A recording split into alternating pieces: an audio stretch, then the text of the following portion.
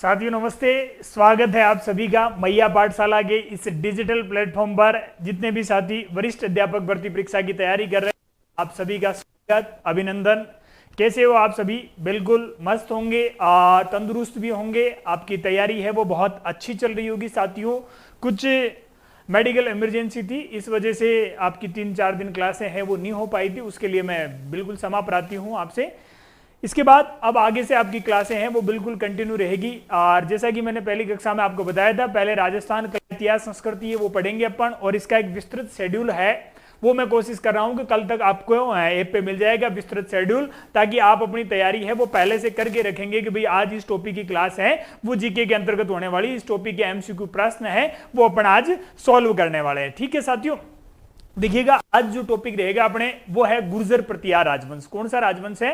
गुर्जर राजवंश के बारे में पढ़ेंगे। और निश्चित रूप से ये जो टॉपिक है वो सेकंड ग्रेड की मैं बात करता हूं तो सेकंड ग्रेड में यहां से प्रश्न है वो हमेशा पूछा जाता है। हमेशा सेकंड ग्रेड जीके का जो पाठ्यक्रम है उसमें गुर्जर प्रतिहार राजवंश के टॉपिक को आप देखोगे, पुराने पेपर देखोगे तो इस टॉपिक से हमेशा प्रश्न है वो पूछा गया साथियों। और राजस्थान के इतिहास का एक कठिनतम टॉपिक है ये राजवंशों के अंतर्गत देखा जाए तो साथियों। और इस टॉपिक को आज अपन बिल्कुल इजी वे के अंदर पढ़ेंगे, बेहतरीन ढंग से पढ़ेंगे। कुछ प्रश्न मैंने जो पुराने एग्जाम के अंदर आए हुए हैं उनको भी शामिल किया है, कुछ नए प्रश्न है वो भी मैंने शामिल करने का प्रयास किया है, और उसके साथ साथ में उस प्रश्न की बेहतरीन व्याख्या है वो अपन साथ साथ में पढ़ेंगे। ठीक है साथियों, तो ये अपने सेकंड ग्रेड जीके का कोर्स है और इससे आप जुड़े हुए हो। अब देखिएगा पहला जो प्रश्न रहेगा आपके वो क्या है। ये एसएसटी का कोई साथी आप में से तैयारी इस कोर्स के साथ हो सकता है, सेकंड ग्रेड एसएसटी का क्रेश कोर्स है और जीके की प्रथम प्रश्न है उसका एमसीक्यू बैच है साथियों। दोनों बैचेस क्लासें हैं वो कंटिन्यू लग रही है। राजस्थान में प्रतिहार की राजधानी कहां थी? पहला प्रश्न पूछा गया आपसे कि राजस्थान में प्रतिहार वंश के संस्थापक, मैं कह सकता हूं प्रतिहार वंश का संस्थापक कौन था? तो प्रतिहार वंश का संस्थापक था हरिश्चंद्र। और हरिश्चंद्र है, इन्होंने अपनी राजधानी है वो किसको बनाया? देखिएगा साथियों, ये जो प्रतिहार शब्द है, प्रतिहार शब्द से याद रखिएगा, प्रतिहार शब्द का अर्थ होता है द्वारपाल। क्या अर्थ होता है? द्वारपाल इस शब्द का अर्थ होता है। फिर प्रश्न पूछा जाता है कि सर इनको गुर्जर प्रतिहार क्यों कहते हैं? इनको गुर्जर प्रतिहार क्यों कहते हैं? तो ध्यान रखिएगा, गुर्जर शब्द का प्रयोग है वो क्यों किया जाता है? क्योंकि गुजरात प्रदेश प्रारंभिक सत्ता का केंद्र, ध्यान रखिएगा, प्रारंभिक सत्ता का केंद्र है, प्रारंभिक सत्ता का केंद्र है वो कौन सा प्रदेश था? प्रारंभिक सत्ता का केंद्र था गुजरात प्रदेश। गुजरात प्रदेश इनकी प्रारंभिक सत्ता का केंद्र था, और इस वजह से ध्यान रखिएगा प्रारंभिक सत्ता का केंद्र कौन सा प्रदेश था? गुजरात प्रदेश है वो प्रारंभिक सत्ता का केंद्र था, और इसी वजह से ये क्या कहलाए? गुर्जर कहलाए थे। और इतिहासकार है आरसी मजूमदार। आरसी मजूमदार की मैं बात करता हूं साथियों, तो आरसी मजूमदार अपने को क्या कह रहे हैं? आरसी मजूमदार अपने ये द्वारपाल के रूप में इन्होंने कार्य किया था। उत्तर पश्चिम भारत है, उत्तर पश्चिमी भारत की सीमा के सुरक्षा प्रहरी के रूप में इन्होंने कार्य किया था, द्वारपाल के रूप में इन्होंने कार्य किया। ये बात आरसी मजूमदार कह रहे हैं, और इसी वजह से इनको प्रतिहार कहा गया। इसके अलावा ये स्वयं को लक्ष्मण का वंशज मानते हैं, स्वयं को लक्ष्मण का वंशज मानते हैं, और लक्ष्मण है वो अपने आप को भगवान राम का प्रतिहार यानी कि द्वारपाल मानते हैं। तो इसी वजह से इनको प्रतिहार है वो कहा गया था। ये क्लियर हो जाना चाहिए। प्रारंभिक सत्ता का केंद्र कौन सा प्रदेश था? तो गुजरात प्रदेश। ये जो बेल्ट है साथियों, ये इनकी प्रारंभिक सत्ता का केंद्र रहा था, गुजरात प्रदेश। ये जो बेल्ट है ये प्रारंभिक सत्ता का केंद्र था, और इसी प्रदेश को अपन किस नाम से जानते हैं? गुजरात प्रदेश के नाम से जानते हैं। और आइए अब जो प्रश्न पूछा जा रहा है उसकी ओर आइए। राजस्थान वंश के संस्थापक कौन थे? हरिश्चंद्र थे, और इन्होंने अपनी सत्ता का प्रारंभिक केंद्र यानी कि अपनी राजधानी किसको बनाया था? तो इन्होंने अपनी राजधानी बनाया था मंडोर को। इस मंडोर को याद रखिए, तो मंडोर को जानते हैं मांडव्यपुर के नाम से। मंडोर है, इसको किस नाम से जाना जाता है? तो इसे मांडव्यपुर के नाम से भी जाना जाता है, और ये प्रतिहार राजवंश की सत्ता का केंद्र बनता है। और कब बनता है? तो छठी सदी के मध्य में ये प्रतिहार राजवंश की सत्ता का केंद्र बन जाता है और लगभग में 14वीं सदी तक ये गुर्जर प्रतिहारों की सत्ता का केंद्र रहा था। वैसे देखा 14वीं सदी तक ये गुर्जर प्रतिहारों की सत्ता का केंद्र रहा था। हालांकि मैं ये कह सकता हूं कि 10वीं सदी के बाद में धीरे धीरे 10वीं सदी के बाद में प्रतिहार राजवंश है ये कहीं ना कहीं देखा जाए तो चरम उत्कर्ष से पहुंचने के बाद वापस निम्नतम स्तर की ओर है, इनका पतन प्रारंभ हो चुका था। तो फिर धीरे धीरे इनके हाथों से ये बेल्ट है वो निकल रहा था। ठीक है, तो यहां अपने को ध्यान रखना है कि हरिश्चंद्र ने अपनी सत्ता का प्रारंभिक केंद्र किसको बनाया? मंडोर को बनाया था अपनी सत्ता का प्रारंभिक केंद्र। ठीक है, अब पढ़िएगा हरिश्चंद्र के बारे में। इसने ध्यान रखिए इस गुर्जर प्रतिहार शासक ने रोहिल्दी की उपाधि धारण की थी। तो रोहिल्दी की उपाधि है वो किस शासक के द्वारा धारण की गई है? तो रोहिल्दी की उपाधि मिलती है अपने हरिश्चंद्र की। किसकी मिलती है साथियों? हरिश्चंद्र है, इनकी उपाधि क्या मिलती है? तो हरिश्चंद्र के द्वारा रोहिल्दी की उपाधि है वो धारण की गई थी। इसको अच्छी तरीके से आपको ध्यान रखना है, अच्छी तरीके से ध्यान रखिएगा। रोहिल्दी है ये क्या मिलती है? इसकी उपाधि मिलती है हरिश्चंद्र की। ठीक है, इनको क्या कहा जाता है? तो इनको प्रतिहारों का गुरु मानते हैं। गुर्जर प्रतिहारों का आदि पुरुष है वो किसको माना जाता है? हरिश्चंद्र को मानते हैं। प्रतिहार वंश का संस्थापक है वो हरिश्चंद्र को माना जाता है। इसके साथ साथ में गुर्जर प्रतिहारों का मूल पुरुष है वो किसको माना जाता है? तो गुर्जर प्रतिहारों का मूल पुरुष है। तो ये सारे तथ्य इंपॉर्टेंट है, अपने को ध्यान रखना है। आपसे पूछ ले कि किस शासक ने रोहिल्दी की धारण की थी? तो रोहिल्दी की उपाधि है वो हरिश्चंद्र ने धारण की थी। इसे प्रतिहार राजवंश का मूल पुरुष, आदि पुरुष भी कह सकते हैं, प्रतिहार राजवंश का संस्थापक आप इसको कह सकते हैं। ठीक है, गठियाला शिलालेख जब अपन पढ़ते हैं ये फलोदी के पास में पड़ता है। 837 ईस्वी से 861 ईस्वी के यहां दो शिलालेख अपने को प्राप्त होते हैं और इन शिलालेखों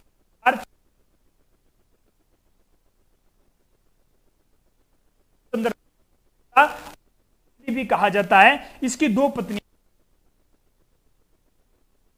संबंधित थी। क्षत्रिय पत्नी भद्रा है वो अपने को नहीं मिलता है, स्पष्ट ध्यान रखिएगा।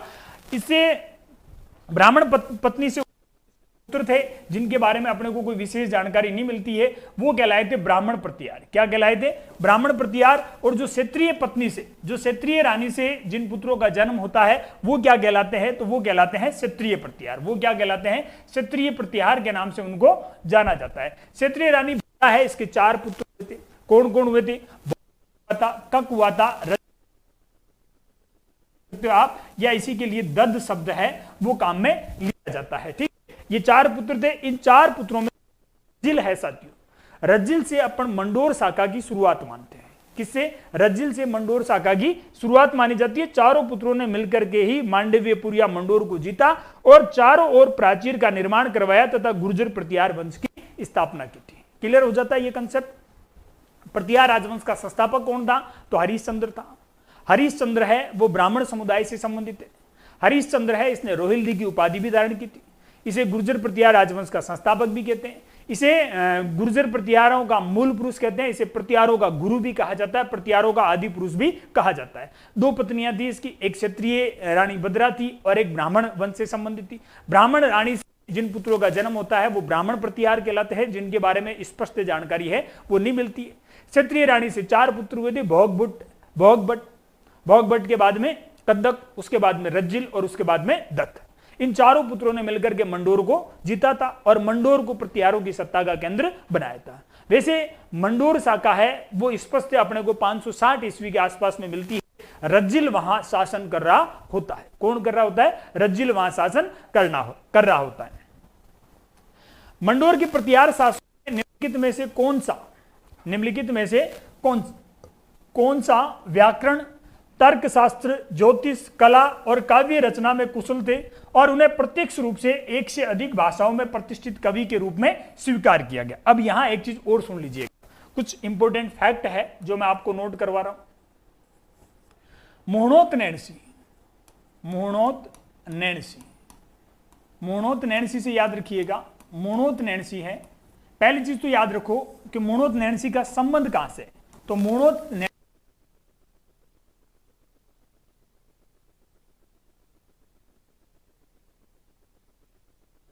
संबंध रहा है। अब मारवाड़ रियासत के किस शासक के समकालीन रहे थे? तो ध्यान रखिएगा, गज सिंह और जसवंत सिंह फर्स्ट, और जसवंत सिंह फर्स्ट, इन दो के समकालीन रखिएगा।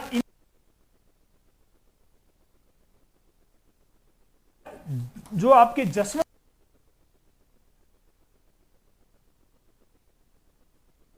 थे, मोणोत नैणसी है, संबंध ध्यान रखिएगा, ओसवाल जाति से इनका संबंध बताया जाता है। किस जाति से? ओसवाल जाति से इनका संबंध बताया जाता है, और ओसवाल जाति से ये संबंधित है। अगर आपसे पूछ ले कि ओसवाल जाति है, इसकी कुलदेवी कौन? ओसवाल जाति की अगर आपसे पूछ लिया जाए कुलदेवी, तो ध्यान रखिएगा, ओसवाल जाति की कुलदेवी है सचियाई माता। कौन से माता जी? सचियाई माता। और सचियाई माता का मंदिर है वो कहां बना हुआ है? तो सचियाई माता का मंदिर बना हुआ है ओसिया के अंदर। कहां बना हुआ है? ओसिया के अंदर मंदिर। बहुत सारे मंदिर, साथ साथ में सूर्य मंदिर भी है यहाँ पे। इस वजह से इसको क्या कहा जाता है? ओसिया को कहते हैं राजस्थान का भुवनेश्वर। क्या कहा जाता है?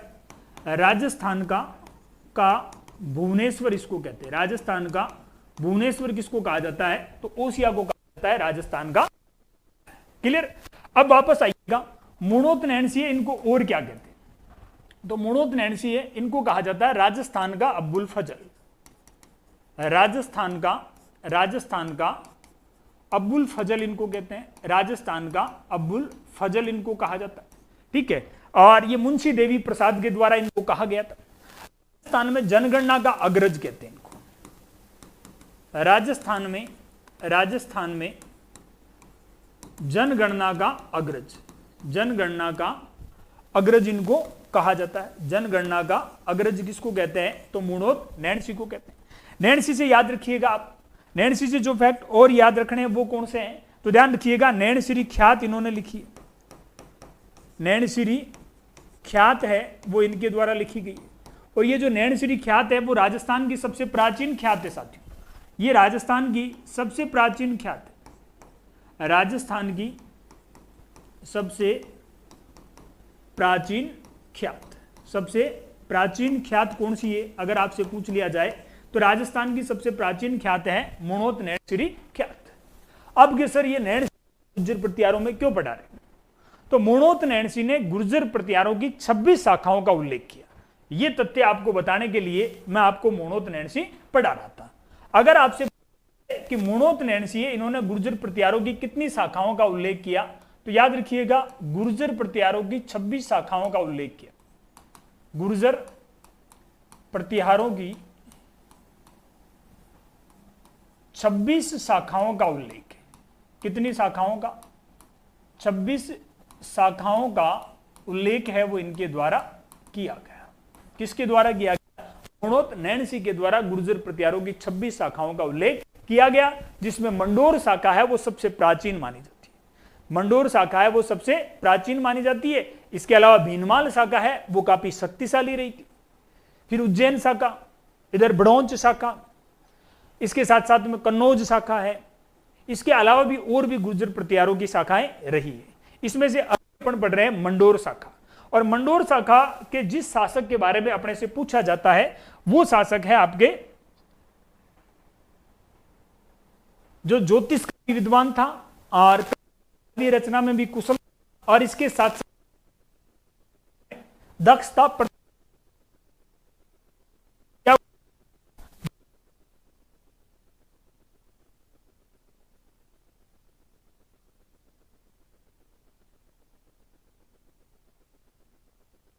वो कुशल वीणावादक है, ध्यान रखिएगा, कुशल वीणावादक था। और इसने, ध्यान रखिएगा, जोड़ प्रतिहार है, इसने भी गंगा में जीवित समाधि ली थी। जीवित समाधि ली थी। जीवित समाधि ली थी। ठीक है, ये तो पढ़ा ही नहीं था हमने, तो नागबढ़ सेकंड के बारे में ही पढ़ा केवल। तो ध्यान रखिएगा साथियों, जोड़ प्रतिहार के साथ साथ में नागबढ़ सेकंड है जो एक बड़े शासक रहे नागभट्ट सेकंड, तो स्वाभाविक सी चीज है साथियों कि इनके बारे में प्रश्न ज्यादा पूछे गए हैं। बाकी जोट प्रतिहार के बारे में अभी तक कोई प्रश्न है वो नहीं पूछा गया है कि इन्होंने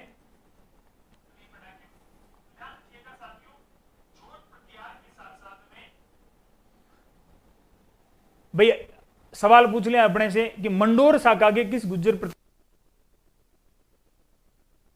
प्रतिहार है। ठीक है, भीलादित्य है क्या, कक का है, तो ध्यान रखिएगा इसका राइट आंसर कक क्या रहेगा, कक इसका राइट आंसर रहेगा, कक इसका राइट आंसर। अब इस कक के बारे में पढ़िएगा, ये भीलादित्य का पुत्र कक है, वो व्याकरण ज्योतिष था, एक कवि भी था।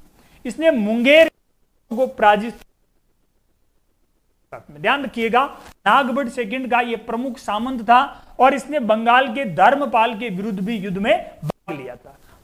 शाखा के जो गुर्जर प्रतिहार है वो बाद में कन्नौज शाखा के जो प्रतिहार है यानी कि जो भीनमाल शाखा से निकल के गए थे उनके सामंतों के रूप में कार्य करते हैं, उनके सामंतों के रूप में कार्य करते हैं। ठीक, प्रतिहार शासक जिसने सर्वप्रथम जालोर को अपनी राजधानी बनाया वह कौन था? जो प्रतिहार शासक जिसने सर्वप्रथम जालोर को अपनी राजधानी बनाया था। ध्यान रखिएगा जालोर शब्द की मैं बात करता हूं तो अच्छी तरीके से याद रखिएगा, जाल प्लस लोर। जाल क्या है? एक वृक्ष है, जाल एक वृक्ष है, बहुत सारे साथी परिचित होंगे इससे। और लोर शब्द का अर्थ होता है आवरण, लोर शब्द का अर्थ क्या होता है? आवरण। अर्थात जाल वृक्ष की बहुलता वाला बेल्ट है, जाल आवरण वाला बेल्ट है, वो क्या कहलाता है? जालोर कहलाता है। फिर बात करते हैं कि किस गुज्जर प्रतिहार शासक ने जालोर को अपनी राजधानी बनाया था? क्या वो नागभट्ट प्रथम था? क्या वो नागभट्ट द्वितीय था? क्या महेंद्रपाल या महेंद्रपाल सेकंड था? ध्यान रखिएगा जालोर की जगह आपके लिए यहां एक शब्द वो और लिख सकता है कि जालोर की जगह यहां आपसे भीनमाल भी पूछ सकता है। क्या पूछ सकता है? भीनमाल भी आपसे पूछा जा सकता है। जालोर की जगह क्या पूछा जा सकता है आपसे? भीनमाल भी पूछा जा सकता है। तो ध्यान रखिएगा ये जालोर शाखा है या फिर भीनमाल शाखा है, इसका संस्थापक कौन हुआ था? नागभट्ट फर्स्ट हुआ था। कौन हुआ था? नागभट्ट फर्स्ट है वो इस संस्थापक हुआ। कि सर कैसे हुआ था? देखिएगा ये जो मंडोर शाखा है, मंडोर शाखा की मैं बात करता हूं तो मुख्यतः जो शासक अपने को मिलते हैं बड़े बड़े जहां शासक, ठीक है, हरिश्चंद्र के बाद में मैं बात करता हूं तो रज्जिल का नाम मिलता है। ठीक है, रज्जिल।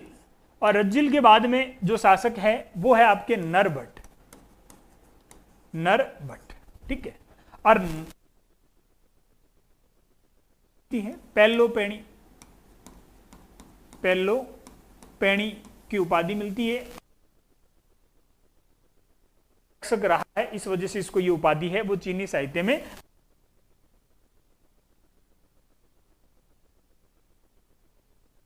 इसका पुत्र हुआ था नागभट्ट फर्स्ट है, वो मंडोर से रवाना होता है साथियों। और मंडोर से ये कहां गया था? तो मंडोर से गया था ये मेड़ंतकपुर। कहां गया था? मेड़ंतकपुर गया था, मेड़ंतकपुर। ये जो मेड़ंतकपुर है इसको वर्तमान में अपन किस नाम से जानते हैं? तो मेड़ता के नाम से जानते हैं। ध्यान रखिएगा मेड़ंतकपुर है, इसको भी इसने अपनी राजधानी बनाया था। ये प्रश्न कई बार पूछा गया कि किस गुज्जर प्रतिहार शासक ने मेड़ंतकपुर या मेड़ता की राजधानी बनाया था?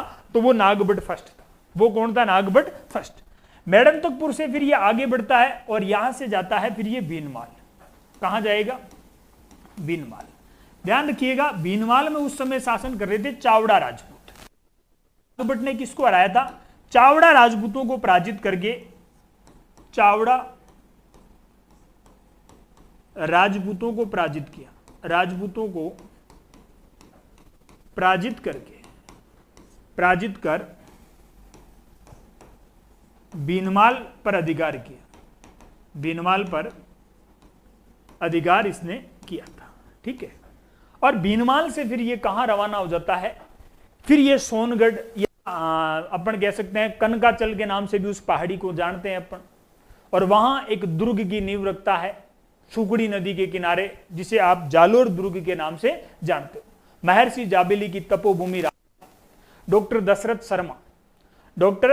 शर्मा है वो उद्योतन सूरी के द्वारा लिखित कुवल्यमाला ग्रंथ के आधार पे जालोर दुर्ग का प्रारंभिक निर्माता है वो नागभट्ट फर्स्ट को बताता। हालांकि इस दुर्ग का जो वास्तविक निर्माता है वो जालोर के सोनग्राज चौहान राजवंश की नींव रख कीर्तिपाल टीटू एक महान राजा के नाम से संबोधित किया था मोणोत नैणसी ने। तो ये इस प्रकार से नागभट्ट फर्स्ट है वो यहां से रवाना होता है। अब देखिए फर्स्ट के बारे में, नागभट्ट को भीनमाल यानी कि जालोर शाखा है इसका संस्थापक माना जाता है साथियों। ये प्रश्न एग्जाम में पूछा जा सकता है कि भीनमाल शाखा या जालोर शाखा का संस्थापक कौन था, तो ये था नागभट्ट फर्स्ट। और इसके बारे में और भी मैंने अभी आपको बताया कि ये मंडोर शाखा से संबंधित था। भीनमाल की शाखा को रघुवंशी प्रतिहार शाखा के नाम से जाना जाता है क्योंकि ये स्वयं को, ये जो प्रतिहार शासक है वो स्वयं को राम के भाई लक्ष्मण का वंशज मानते हैं। प्रतिहार है वो स्वयं को क्या मानते हैं, तो ध्यान रखिएगा, गुर्जर प्रतिहार स्वयं को, गुर्जर प्रतिहार स्वयं को लक्ष्मण का वंशज, लक्ष्मण का वंशज मानते हैं, लक्ष्मण का वंशज मानते हैं। और ये अपने को पता है कि जो राजवंश है वो अपना राम या राम के परिवार से करता है वो रघुवंशी कहलाए थे, और जो अपना संबंध है वो कृष्ण या अर्जुन से बताते हैं वो क्षत्रिय कहलाते हैं। तो ये रघुवंश के रघुवंशी प्रतिहार के नाम से संबोधित किए गए। नागभट्ट प्रथम तथा ध्यान रखिएगा नागभट्ट फर्स्ट इसे नागा अवलोक के नाम से भी जानते हैं और इसके दरबार को नागा अवलोक दरबार के नाम से संबोधित किया जाता है। किस नाम से? लोक दरबार के नाम से संबोधित किया जाता है। अब इसके उपनाम भी पूछे जाते हैं। अगर आपसे प्रश्न किया जाए कि किस गुज्जर प्रतिहार शासक के दरबार को, किस गुज्जर प्रतिहार शासक के दरबार को नागा अवलोक दरबार के नाम से जाना जाता है, तो वो शासक है आपके नागभट्ट फर्स्ट। हालांकि नागभट्ट सेकंड के दरबार को भी नागा अवलोक दरबार के नाम से संबोधित किया गया था। नागभट्ट फर्स्ट है ये स्वयं को लक्ष्मण का प्रतिहार मानता था। ये स्वयं को नारायण का अवतार भी इसको कहीं जगह उल्लेखित किया गया। इसके साथ इंद्र के दंभ का नाश करने वाला कहा गया। मलेच्छ जो विदेशी जाति है, आमतौर पर जो मुस्लिम आक्रांता है जिनके आक्रमण है वो भारत पर प्रारंभ हो चुके थे, तो उन विनाश करने की वजह से इसको मलेच्छ भी कहा गया है। क्या कहा गया है? मलेच्छों का नाशक भी इसको कहा गया है।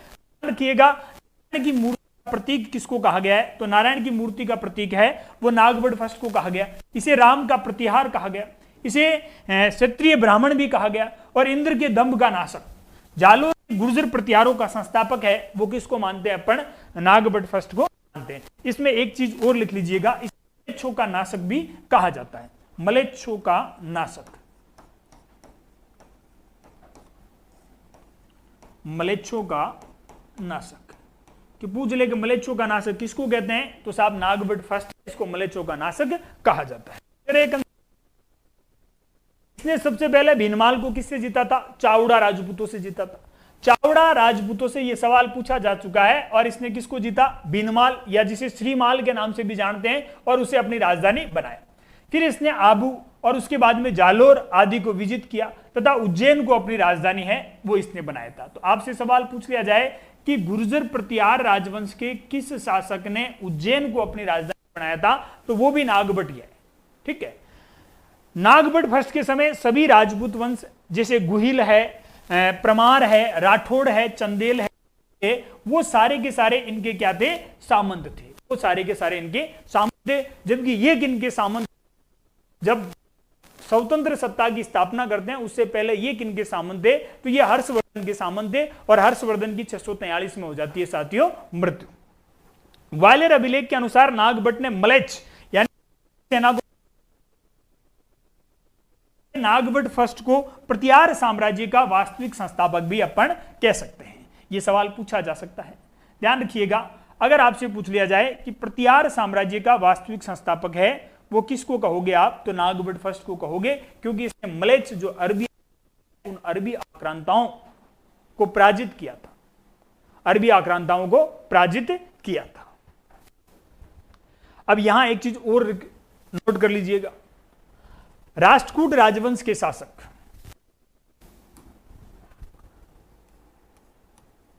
राष्ट्रकूट राजवंश के संस्थापक कौन था? तो राष्ट्रकूट राजवंश का था दंती दुर्ग, ठीक है। और इस दंती दुर्ग ने उज्जैन के अंदर किया था। इसने क्या किया था? उज्जैन में हिरण्यगर्भ महादान यज्ञ किया था। महादान यज्ञ का आयोजन किया।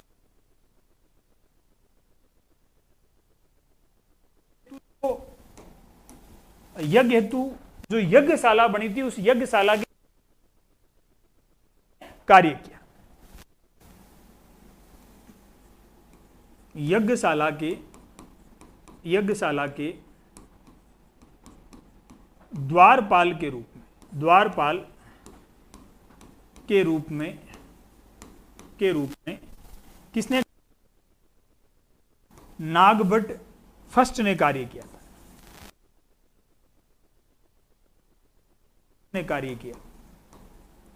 नागभट्ट फर्स्ट ने कार्य किया था। क्लियर है? ये कंसेप्ट भी आपको ध्यान रखना है, सवाल पूछा जा सकता है। गुर्जर प्रतिहार शासक ने राष्ट्रकूट राजवंश के संस्थापक नागभट्ट फर्स्ट द्वारा उज्जैन में राष्ट्रकूट राजवंश के संस्थापक दंती दुर्ग द्वारा उज्जैन के अंदर आयोजित जो हिरण्यगर्भ महादान यज्ञशाला का आयोजन किया गया था, उस यज्ञशाला के द्वारपाल के रूप में किसने कार्य किया था? तो उस यज्ञशाला के द्वारपाल के रूप में कार्य किया है नागभट्ट फर्स्ट ने। क्लियर है ये कंसेप्ट? चलिए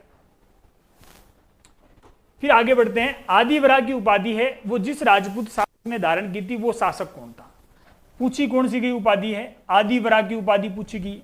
आदिवरा की उपाधि है वो किसके द्वारा धारण की गई है? तो मिहिर भोज के द्वारा ये उपाधि धारण की गई। मिहिर भोज से याद रखिएगा साथियों, मिहिर भोज है, इसकी जो उपाधियां अपने को मिलती है, एक तो मिलती है आदिवरा। ये जो आदिवरा की उपाधि है वो कहां मिलती है? तो ये मिलती है अपने को ग्वालियर प्रशस्ति में। ग्वालियर प्रशस्ति के अंदर अपने को इसकी उपाधि मिलती है आदिवरा की। इसके अलावा इसको क्या कहा गया? तो आदिवरा के अलावा इसको कहा गया मालवा चक्रवर्ती इसको कहा गया। मालवा चक्रवर्ती क्यों कहा गया? क्योंकि मालवा प्रदेश को इसने जीता था। इसके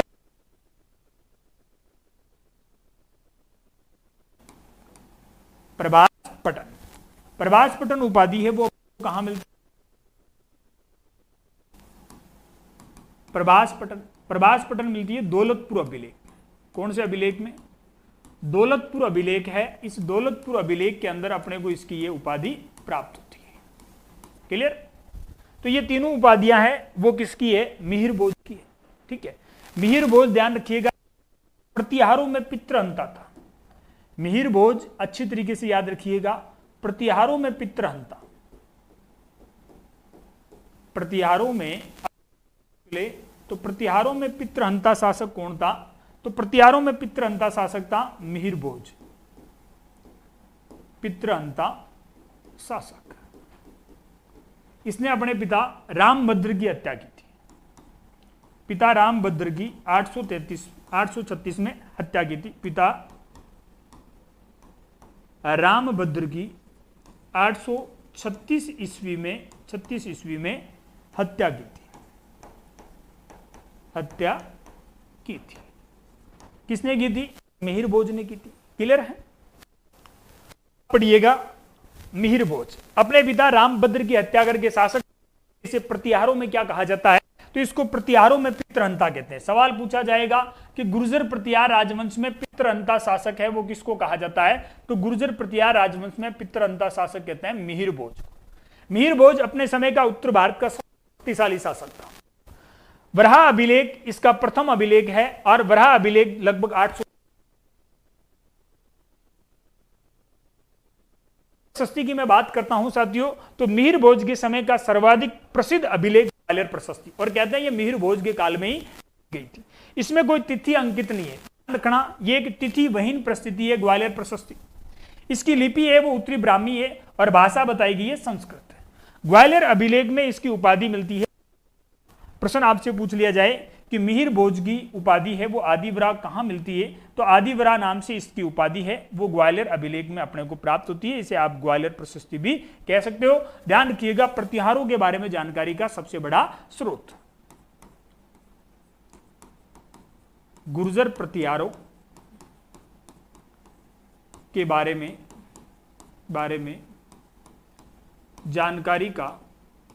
जानकारी का सबसे बड़ा स्रोत मानते हैं, तो सबसे बड़ा स्रोत मानते हैं ग्वालियर प्रशस्ति को। यह गुर्जर प्रतिहारों के बारे में जानकारी का सबसे बड़ा स्रोत माना जाता है। ठीक, दौलतपुर अभिलेख की मैं बात करता हूं तो दौलतपुर अभिलेख है, इसमें कहा गया है, तो दौलतपुर अभिलेख में इसके लिए प्रभास पठन शब्द का प्रयोग किया गया। किस शब्द का प्रयोग किया गया? प्रभास पठन शब्द का प्रयोग है वो दौलतपुर अभिलेख के अंदर मिहिर भोज के लिए किया गया। ग्वालियर प्रशस्ति और अरबी यात्री सुलेमान, इनके यात्रा वृत्तांत से इनके शासन के बारे में अपने को महत्वपूर्ण जानकारी मिलती है। अरबी यात्री सुलेमान ने मिहिर भोज को भारत का सबसे शक्तिशाली शासक कहा। सवाल आया कई बार कि अरबी यात्री सुलेमान है वो किस शासक के? मिहिर भोज के काल में आया था, बुद्ध के काल में भारत आया था। तो अपने को ध्यान रखना है कि मिहिर भोज, और इसने अपना जो यात्रा विवरण लिखा था किताब उल सिंध वल हिंद नाम से इसने किताब लिखी थी। और उस किताब के अंदर इसने तत्कालीन भारत का सबसे शक्तिशाली शासक है वो मिहिर भोज को बताया। और ये कह रहा है कि मिहिर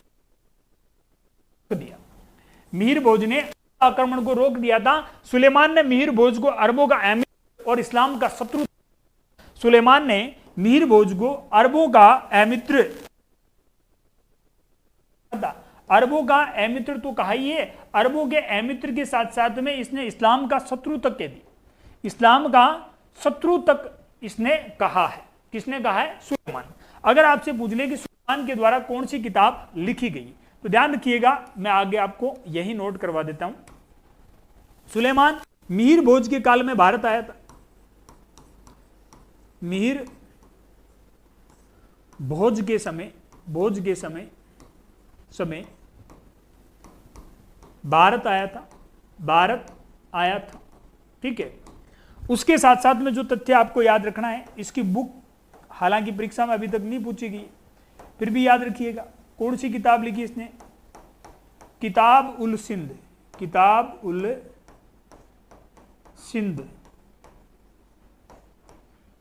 वल हिंद नाम से इसने बुक लिखी है मिहिर भोज। ठीक है, और इसी पुस्तक के अंदर ये कह रहा है कि मिहिर भोज है जिसने अरब आक्रमण है, उस अरब आक्रमण को पूर्णतः रोक दिया था इसने। और इसके साथ साथ में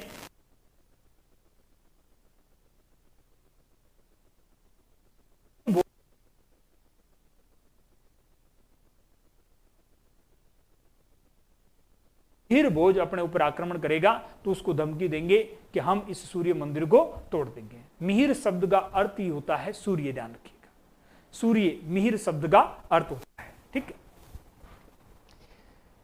सुलेमान इसने 851 में मिहिर की यात्रा की है। किताब उल सिंध वल हिंद नाम से इसने पुस्तक लिखी है, सुलेमान के द्वारा लिखी गई है। ध्यान रखिएगा सुलेमान क्या कह रहा है।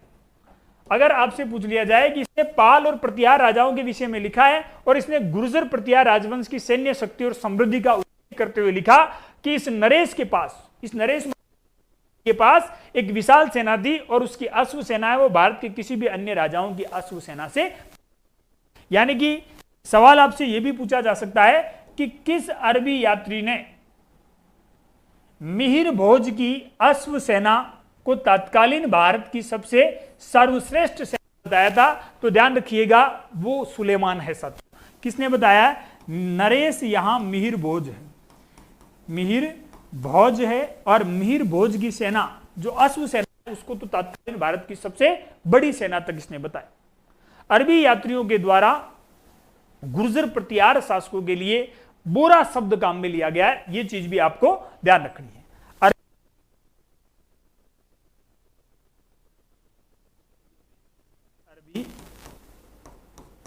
यात्रियों ने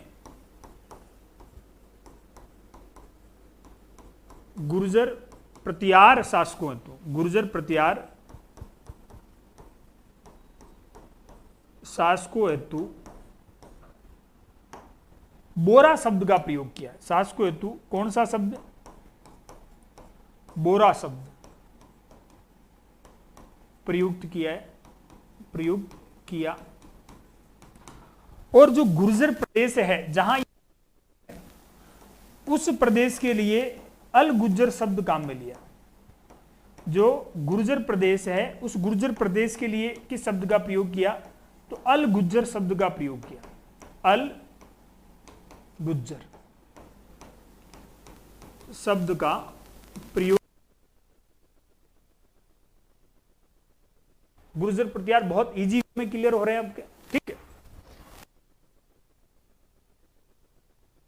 महाराजाधिराज प्रमेश्वर धारण की थी। उस गुर्जर प्रतिहार शासक का नाम बताइएगा जिसने परम भट्टारक महाराजाधिराज परमेश्वर की उपाधि धारण की थी। क्या वत्सराज ने धारण की थी, क्या मिहिर धारण की थी, या महेंद्रपाल ने धारण की थी? मिहिर भोज के बारे में अपन पढ़ चुके हैं।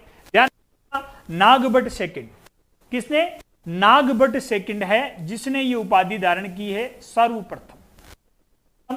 नागभट्ट सेकंड है और ये परम भट्टारक महाराजाधिराज परमेश्वर, ये एक प्रकार से मैं यूं कह सकता हूं कि गुप्त शासकों के जैसी उपाधियां हैं। प्रारंभिक तौर पर गुप्त शासकों द्वारा ये उपाधियां धारण की गई थी। नागभट्ट सेकंड है। नागभट्ट सेकंड की तुलना किससे की जाती है? तो ध्यान रखिएगा, इसकी तुलना है वो कर्ण से की जाती है। किससे की जाती है? कर्ण से की जाती है। और कर्ण से तुलना क्यों कर रहे हैं? तो अपने को पता है कि दानशीलता की वजह से, इसकी दानशीलता की वजह से इसकी तुलना कर्ण से की गई है। और ये कर्ण से तुलना भी कहां की गई है? तो ये भी ध्यान रखना है आपको, ग्वालियर अभिलेख में। कहां? ग्वालियर अभिलेख कह सकते हो आप, या ग्वालियर प्रशस्ति आप उसको कह सकते हो, ठीक है। और सबसे बड़ा स्रोत है, उसमें इसकी तुलना है वो कर्ण से की। इसका जो दरबार है, इसके दरबार को भी नागा अवलोक दरबार कहा जाता था। इसके दरबार को भी क्या कहा जाता था? तो इसके दरबार को भी नागा अवलोक दरबार कहा जाता था। नागा अवलोक दरबार के नाम से जाना जाता था, नागभट्ट सेकंड के दरबार को। इसका एक अभिलेख अपने को प्राप्त होता है, बुचकला अभिलेख। बुचकला अभिलेख से भी इसका संबंध है। वो मंडोर के आसपास वाले बेल्ट से अपने को प्राप्त हुआ है, जोधपुर से ये प्राप्त हुआ है बुचकला अभिलेख। ये भी नागभट्ट सेकंड से संबंधित। और मंडोर शाखा के जो प्रतिहार है वो नागभट्ट सेकंड के सामंत थे। ये चीज आपको ध्यान रखनी है, ठीक है। 833 ये वत्सराज और उसकी रानी सुंदर देवी का पुत्र था। इसने त्रिवंशीय संघर्ष, नागभट्ट सेकंड ने प्रतिहारों का नेतृत्व किया था। त्रिवंशीय संघर्ष नहीं है, ध्यान रखिएगा, त्रिपक्षीय संघर्ष हुआ था। कौन सा हुआ था? त्रिपक्षीय संघर्ष हुआ था। त्रिपक्षीय संघर्ष हुआ था। आगे में प्रश्न आएगा तो क्लियर कर दूंगा त्रिपक्षीय संघर्ष के बारे में भी, ठीक है। त्रिपक्षीय संघर्ष में इसने गुज्जर प्रतिहारों का नेतृत्व किया। गोविंद तृतीय से हारा था। ये किससे हारा था? तो सवाल पूछा जा सकता है कि त्रिपक्षीय संघर्ष में नागभट्ट सेकंड है वो किस राष्ट्रकूट राजवंश से हारा था? राष्ट्रकूट राजवंश के शासक से हारा था, तो गोविंद तृतीय से हारा था। और ये गोविंद तृतीय वो किस राजवंश से संबंधित है? तो राष्ट्रकूट राजवंश से संबंधित है। नागभट्ट सेकंड ने 806 से 808 के मध्य राष्ट्रकूट वंश के शासक गोविंद तृतीय से युद्ध किया और इस युद्ध में नागभट्ट सेकंड की पराजय होती है। नागभट्ट सेकंड की पराजय। हालांकि त्रिपक्षीय संघर्ष है, इसकी शुरुआत गुर्जर प्रतिहार करते हैं और अंत में विजेता भी गुर्जर प्रतिहार शासक ही बनते हैं। गुर्जर प्रतिहार ही निर्णायक रूप से कन्नौज पर अधिकार करते हैं। लेकिन प्रारंभिक चरण में कहीं ना कहीं गुर्जर प्रतिहार शासक, गुर्जर प्रतिहारों के शक्तिशाली शासक आते हैं। वत्सराज हारता है, नागभट्ट सेकंड भी हारता है, नागभट्ट सेकंड भी पराजित होता है साथियों, ठीक है। चक्रायुध था जो कन्नौज पर शासन कर रहा था, है ना। नागभट्ट सेकंड ने अपना साहस नहीं खोया और जब गोविंद वर्द और वो घरेलू समस्याओं में उलझ गया तो इसका फायदा उठाते हुए नागभट्ट सेकंड ने कन्नौज के शासक चक्रायुध को 816 में परास्त कर कन्नौज को अपनी राजधानी बनाया। तो ये सवाल आपसे पूछा जा सकता है कि किस गुर्जर प्रतिहार शासक ने गुर्जर प्रतिहारों की कन्नौज की शुरुआत की? कौन सी शाखा? कन्नौज शाखा। अगर आपसे पूछ लिया जाए तो कन्नौज शाखा का संस्थापक नागभट्ट सेकंड है। और निर्णायक रूप से कन्नौज पर अधिकार करने वाला शासक भी कौन है? नागभट्ट सेकंड। क्लियर? मुंडेर युद्ध में इसने धर्मपाल को हराया था। मुंडेर का जो युद्ध होता है, मुंडेर नहीं कह सकता हूं मैं इसको, मुंगेर कह सकता हूं। मुंगेर नामक स्थान है और ये बिहार के अंदर पड़ता है साथियों। कहां पड़ता है? बिहार में पड़ता है। और यहां उसने पाल राजवंश के धर्मपाल को, कन्नौज का शासक जो चक्रयुध है, जिसको धर्मपाली संरक्षण उसका आश्रित था, तो स्वाभाविक सी चीज है कि चक्रयुध भी हार, केवल और केवल एक व्यक्ति से यह हारा था और वो था गोविंद तृतीय। लेकिन गोविंद तृतीय से उसकी पराजय है वो लंबे समय तक नहीं बनी रही, और जैसे ही गोविंद तृतीय है वो अपने घरेलू झगड़ों के अंदर उलझ जाता है, नागभट्ट सेकंड को मौका मिलता है और वो कन्नौज पर निर्णायक रूप से अधिकार कर। ध्यान रखिएगा, मुंगेर विजय के बाद ही नागभट्ट द्वितीय ने परम भट्टारक महाराजाधिराज परमेश्वर की उपाधि धारण की थी। इसने नागभट्ट सेकंड की अपने को ये उपाधि मिलती है, परम भट्टारक महाराजाधिराज परमेश्वर। ग्वालियर लेख के अनुसार नागभट्ट सेकंड, ग्वालियर जो उसके अनुसार नागभट्ट सेकंड ने मत्स्य प्रदेश, मालवा, उत्तरी काठियावाड़ और किरात प्रदेश जो हिमालय का दक्षिणी बेल्ट है, वत्स और कौशाम्बी आदि प्रदेशों पर तुरुस्क को यानी कि मुस्लिम जो आक्रांता है उनको पराजित किया था। नागभट्ट के समय प्रतिहार राज्य वो उत्तर भारत का एक शक्तिशाली राज्य बन चुका था। 23 अगस्त 833 को नागभट्ट द्वितीय ने गंगा में जल समाधि ली थी। ध्यान रखिएगा, गंगा में जल समाधि ली थी इसने, और ये जल समाधि है वो कहां पर ली थी? हर की पौड़ी।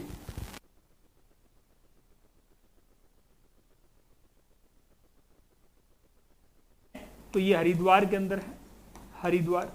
यहां इसने जीवित समाधि ली थी। ये कहां लिखा हुआ मिलता है? तो ध्यान रखिएगा, चंद्रप्रभ सूरी द्वारा लिखित प्रभावक चरित्र के अनुसार,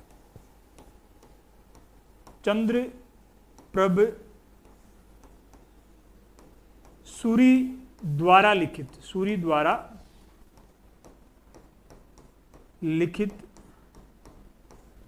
प्रभावक चरित्र के अनुसार, प्रभावक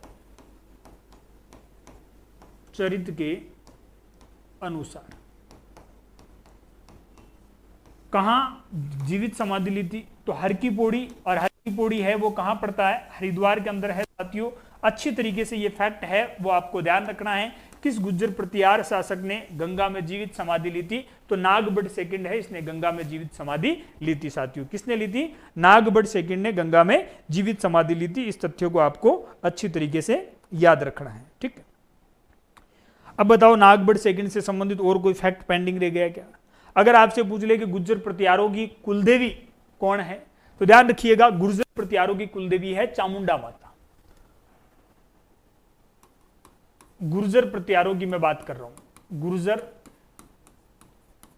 प्रतिहारों की कुलदेवी कौन है? तो गुर्जर प्रतिहारों की कुलदेवी है चामुंडा माता, चामुंडा माता। ये चीज भी आपको ध्यान रखनी है, ठीक है। बुचकला जोधपुर ग्रामीण में नागभट्ट सेकंड ने एक विष्णु मंदिर का निर्माण करवाया था तथा एक शिव मंदिर भी बनाया था, जो वर्तमान में शिव तथा पार्वती मंदिर के नाम से जाना जाता है। गोविंद चहमान, जिसे आप प्रथम के नाम से भी जानते हैं, गुहिल शासक है। ध्यान रखना है, क्योंकि जैसे जैसे गुर्जर प्रतिहारों की शक्ति है वो निम्नतम होती जाएगी, उनके अधीनस्थ सामंत है वो क्या होते जाएंगे साथियों? स्वतंत्र होते जाएंगे, ठीक है। राजशेखर किसके दरबार में था? राजशेखर है, ये कहां का था? तो एक ब्राह्मण है, कन्नौज का बताया जाता है। ये मिहिर भोज, वत्सराज या नागभट्ट सेकंड। तो ध्यान रखिएगा, राजशेखर है वो महेंद्रपाल फर्स्ट, और महेंद्रपाल फर्स्ट के साथ में पाल फर्स्ट, महिपाल फर्स्ट, इन दोनों का दरबारी विद्वान। महेंद्रपाल फर्स्ट और महिपाल फर्स्ट है, इन दोनों के दरबार में रहा था राजशेखर। बहुत बड़ा साहित्यकार था, बहुत सारी इसने रचनाएं लिखी थी उस समय। राजशेखर के द्वारा उस समय बहुत सारी रचनाएं हैं वो लिखी गई थी साथियों, ये आपको ध्यान रखना है। जैसे प्रबंध कोश की इसने रचना की, काव्य मीमांसा इसने लिखा है, भुवन कोश की इसने रचना की है, विद्वसाल बंजिगा जैसा नाटक इसने लिखा है, बाल भारत और बाल रामायण जैसी इसने रचनाएं लिखी है, कपूर मंजरी जैसी रचना इसने लिखी है इसकी पत्नी अवंती सुंदरी के कहने पर। तो ये प्रतिहारों का गुरु भी रहा है बाद में, और महेंद्रपाल फर्स्ट और महिपाल फर्स्ट है, इनका दरबारी विद्वान भी रहा है राजशेखर।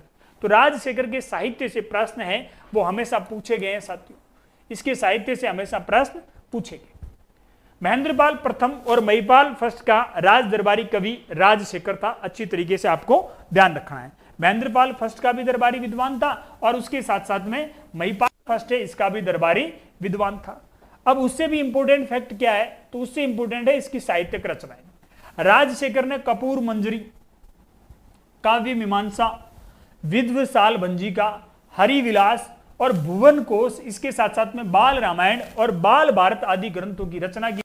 राजशेखर ने विध्वसाल भंजिका के अंदर अपने शिष्य महेंद्रपाल को इसने रघुकुल तिलक कहा, जबकि कपूर मंजरी की मैं बात करता हूं तो कपूर मंजरी के अंदर ध्यान रखिएगा, कपूर मंजरी में इसने महाराष्ट्र चुंडामणि और बाल भारत में इसने रघु ग्रामीणी यानी कि रघुवंश अग्रणी कहा। रघुवंश में अग्रणी, और ये शब्द किसके लिए प्रयुक्त हो रहे हैं, महेंद्रपाल फर्स्ट के लिए प्रयुक्त हो रहे हैं। महेंद्रपाल फर्स्ट को रघुकुल तिलक कहां कहा, तो रघुकुल तिलक शब्द का प्रयोग विध्वसाल भंजिका नाटक में किया गया। ठीक है, कपूर मंजरी में इसको महाराष्ट्र चुंडामणि कहा गया, इसके साथ साथ में बाल भारत में इसको रघु अग्रणी कहा गया, रघु अग्रणी कहा गया, रघु वंश में अग्रणी। ठीक है, राजशेखर ने बाल भारत नाटक में महेंद्रपाल का पुत्र महिपाल फर्स्ट है उसको रघुवंश मुक्तामणि कहा, यानी कि रघुवंश रूपी मोतियों में मणि के समान, और उसके साथ साथ में आर्यावर्त का महाराजाधिराज भी कहा था, आर्यावर्त का महाराजाधिराज भी कहा है। और ये किसके लिए प्रयुक्त है, ध्यान रखिएगा, महिपाल फर्स्ट को, महिपाल फर्स्ट के लिए इन शब्दों का इसने प्रयोग किया है राजशेखर ने। किसने, राजशेखर ने इन शब्दों का प्रयोग किया। एक बार वापस देख लीजिएगा, प्रश्न कहां से पूछा जाता है, राजशेखर किसका दरबारी विद्वान था, तो महेंद्रपाल और महिपाल फर्स्ट दोनों का दरबारी विद्वान था। उसके बाद सवाल पूछा जाएगा राजशेखर के साहित्य से आपसे प्रश्न है वो पूछा जाता है, राजशेखर का साहित्य। ठीक, जो उपयोगी किताबें हैं उनको अच्छी तरीके से आपको ध्यान रखना है। अब राजशेखर की मैं बात करता हूं तो प्रबंध कोश भी इसकी रचना है, ध्यान रखिएगा, प्रबंध कोश इसकी रचना है। प्रबंध कोश के बाद में बात करता हूं तो इसने कपूर मंजरी की रचना की है, कपूर मंजरी नाम से इसने रचना लिखी है। कपूर मंजरी के बाद में बात करता हूं तो इसके द्वारा भुवन कोश नाम से रचना लिखी गई है, भुवन कोश नाम से इसने रचना लिखी है। भुवन कोश के बाद में मैं बात करता हूं साथियों तो इसके द्वारा हरिविलास नाम से रचना लिखी गई है, हरिविलास नाम से भी इसने रचना लिखी है। ठीक है, इसके बाद में विध्वसाल भंजिका इसका नाटक है, विध्वसाल भंजिका क्या है, इसका नाटक है। ठीक है, विध्वसाल भंजिका। इसके अलावा बाल भारत भी इसने लिखा, बाल भारत नाम से भी इसने रचना लिखी, और उसके साथ साथ में इसने बाल रामायण भी लिखा है, बाल रामायण नाम से भी इसने रचना लिखी है। ठीक है, विध्वसाल भंजिका की मैं बात करता हूं तो इसी नाटक के अंदर इसने रघुकुल तिलक शब्द से संबोधित किया है महेंद्रपाल फर्स्ट को। महाराष्ट्र चुंडामणि है वो किसको बताया है, तो वो भी बताया महेंद्रपाल फर्स्ट को। बाल भारत में रघुवंश में अग्रणी बताया महेंद्रपाल फर्स्ट को, महिपाल फर्स्ट का, और महिपाल फर्स्ट को इसने क्या कहा, रघुवंश मुक्तामणि कहा था। रघुवंश रूपी जो मोती है उन मोतियों में सबसे सर्वश्रेष्ठ मोती है, सबसे सर्वश्रेष्ठ मोती है वो महिपाल फर्स्ट को कहा था, यानी कि रघुवंश रूपी मोतियों में मणि के समान कहा। और इसके साथ साथ में आर्यावर्त का महाराजाधिराज इसको कहा था। आर्यावर्त शब्द है, जनरली ध्यान रखिएगा, जिस बेल्ट में वैदिक सभ्यता का प्रसार हुआ था उस बेल्ट को आर्यावर्त के नाम से संबोधित किया जाता है, यानी कि जहां आर्य लोगों ने शासन किया था। ठीक है, कौन सी पुस्तक गुर्जर प्रतिहार वंश के मिहिर भोज के द्वारा रचित नहीं है, कौन सी पुस्तक है जो गुर्जर प्रतिहार राजवंश के शासक मिहिर भोज के द्वारा नहीं लिखी गई? सर्वस्व श्रृंगार प्रकाश इसके द्वारा लिखा गया है। कृत्य, ये कृत्य है ना, कृत्य कल्पतरु नाम से इसने रचना लिखी है। राजमृगांक इसने नहीं लिखा है, धर्म संग्रह इसने लिखा है, धर्म संग्रह है वो इनके द्वारा लिखा गया है। ये कृत्य कल्पतरु की मैं बात करता हूं तो इसमें नावों के बारे में अपने को जानकारी मिलती है, नाव निर्माण के बारे में जानकारी है वो अपने को मिलती है। ठीक है, इसका सांगण सूत्रधार भी इसने लिखा है, सम्रांगण सूत्रधार नाम से भी इन्होंने रचना लिखी है। और ये जो सम्रांगण सूत्रधार है इसमें अपने को मंदिर स्थापत्य की शैलियों के बारे में जानकारी मिलती है। मंदिर स्थापत्य की शैलियों के बारे में जानकारी है, शैलियों की जानकारी अपने को मिलती है। कहाँ मिलती है? सम्रांगण सूत्रधार। कल्पतरु है जो नाव निर्माण की जानकारी देता है। ठीक है। सर्वस्व, प्राकृत व्याकरण, आयुर्वेद सर्वस्व, युक्ति कल्पतरु, कर्म शतक, श्रृंगार प्रकाश, सरस्वती कंठाभरण, ये भी इनकी रचना है। और सिद्धांत संग्रह के नाम से भी इन्होंने रचना लिखी है। मिहिर भोज के द्वारा लिखित रचनाएं हैं साथियों, सारी की सारी। इनको भी आप अच्छी तरीके से याद रखिएगा। ठीक है। सारी रचनाएं किसके द्वारा लिखी गई है? तो ये सारी रचनाएं हैं वो मिहिर भोज के द्वारा लिखी गई थी। ये जीके का कोर्स जिससे आप जुड़े हुए हो साथियों, और कंप्लीट पढ़ेंगे अपन इसको। एक शेड्यूल है वो मैं जारी कर रहा हूं, कल तक अपलोड हो जाएगा। और विधिवत रूप से आप कंटिन्यू जुड़े रहिएगा साथियों। जो टॉपिक आपको यहां पढ़ाए जा रहे हैं, देखो 70 दिनों की कार्य योजना है और टारगेट भी यही है कि 70+ अंक है वो आप प्रथम प्रश्न पत्र में प्राप्त कर सको। ठीक है। गुर्जर प्रतिहारों की राजधानी कौन सी थी? पीलोमोलो, बुड्ढा पुष्कर, मांडव्यपुर या जांगल? अब यहां इसको अच्छी तरीके से ध्यान रखना। मांडव्यपुर मंडोर है, ये प्रारंभिक राजधानी थी। ये क्या थी? इनकी प्रारंभिक राजधानी रही थी। लेकिन जो गुर्जर प्रतिहार पढ़ रहे हैं, जो सबसे शक्तिशाली प्रतिहार थे, वो कहां के थे? तो वो पीलोमोलो यानी कि भीनमाल के थे। कहां के थे? भीनमाल। ये पीलोमोलो शब्द है प्रयुक्त किया है, तो ये शब्द प्रयुक्त किया है युआन चुआंग ने। Yuan Chwang. इस युआन चुआंग को अपन किस नाम से जानते हैं? तो इसी को जानते हैं अपन हैन त्सुआंग के नाम से। और हैन त्सुआंग के द्वारा रचना लिखी गई है सीयू की। कौन सी रचना लिखी गई है? सीयू की रचना है वो इसके द्वारा लिखी गई। और इसे गुर्जर प्रतिहार राजवंश है, उस गुर्जर प्रतिहार राजवंश की राजधानी है वो पीलेमोलो। ये गुर्जर प्रतिहार है वो कहां के थे? तो ध्यान रखिएगा ये भीनमाल शाखा है, या आप इसको जालोर शाखा भी कह सकते हो। क्या कह सकते हो? जालोर शाखा भी कह सकते हो। ठीक है। यहां वो इंपोर्टेंट फैक्ट मैं लिखवा देता हूं परीक्षा उपयोगी करके। ठीक है। इतिहासकार डॉक्टर दशरथ शर्मा के अनुसार, डॉक्टर दशरथ शर्मा ने वत्सराज प्रतिहार के दरबारी, वत्सराज बहुत अच्छी तरीके से याद रखना, 3-4 कंसेप्ट क्लियर करवा रहा हूं। वत्सराज प्रतिहार के दरबारी उद्योतन सूरी द्वारा लिखित, उद्योतन सूरी द्वारा लिखित कुवल्यमाला ग्रंथ के आधार पर, कुवल्यमाला ग्रंथ के आधार पर जालोर दुर्ग का प्रारंभिक निर्माता नागभट्ट फर्स्ट को माना था। कितने फैक्ट क्लियर हो रहे हैं? इस लेक्चर में ये सवाल पूछा गया, फर्स्ट ग्रेड में ये सवाल पूछा गया, सेकंड ग्रेड में ये सवाल पूछे जा रहे हैं। ये जो 2 लाइनें हैं लिखाई मैंने, इससे घुमा फिरा करके पूछा गया। तो यहां ध्यान रखिएगा, डॉक्टर दशरथ शर्मा है वो कह रहे हैं कि जालोर दुर्ग का प्रारंभिक निर्माता कौन है? तो नागभट्ट फर्स्ट। किस आधार पे कह रहे हैं? वो कह रहे हैं कि वत्सराज प्रतिहार का दरबारी विद्वान था उद्योतन सूरी। वत्सराज प्रतिहार है, उनके दरबारी विद्वान थे। कौन थे? वत्सराज प्रतिहार के दरबारी विद्वान थे उद्योतन सूरी। कौन थे? उद्योतन सूरी। और उद्योतन सूरी के द्वारा कौन सी रचना लिखी गई है? कुवल्यमाला ग्रंथ लिखा गया।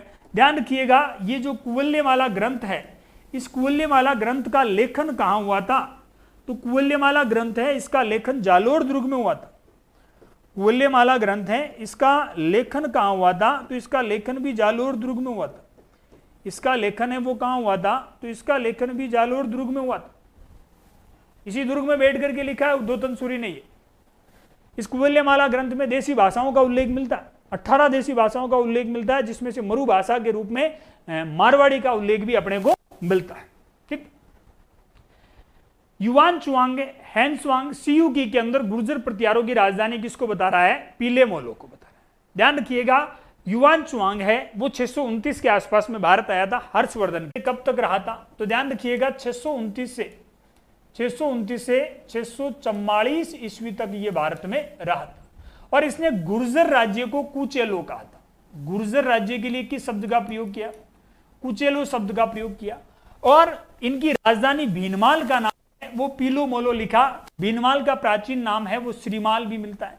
ध्यान रखिएगा, भीनमाल है वो शिक्षा नगरी के नाम से जाना गया, शिक्षा नगरी जाना जाता था। और शिक्षा नगरी के नाम से कब जाना गया था इसको, तो शिक्षा नगरी के नाम से इसको गुप्त काल में जाना गया था। ठीक है, गुप्त काल के एक विद्वान है जिनका नाम,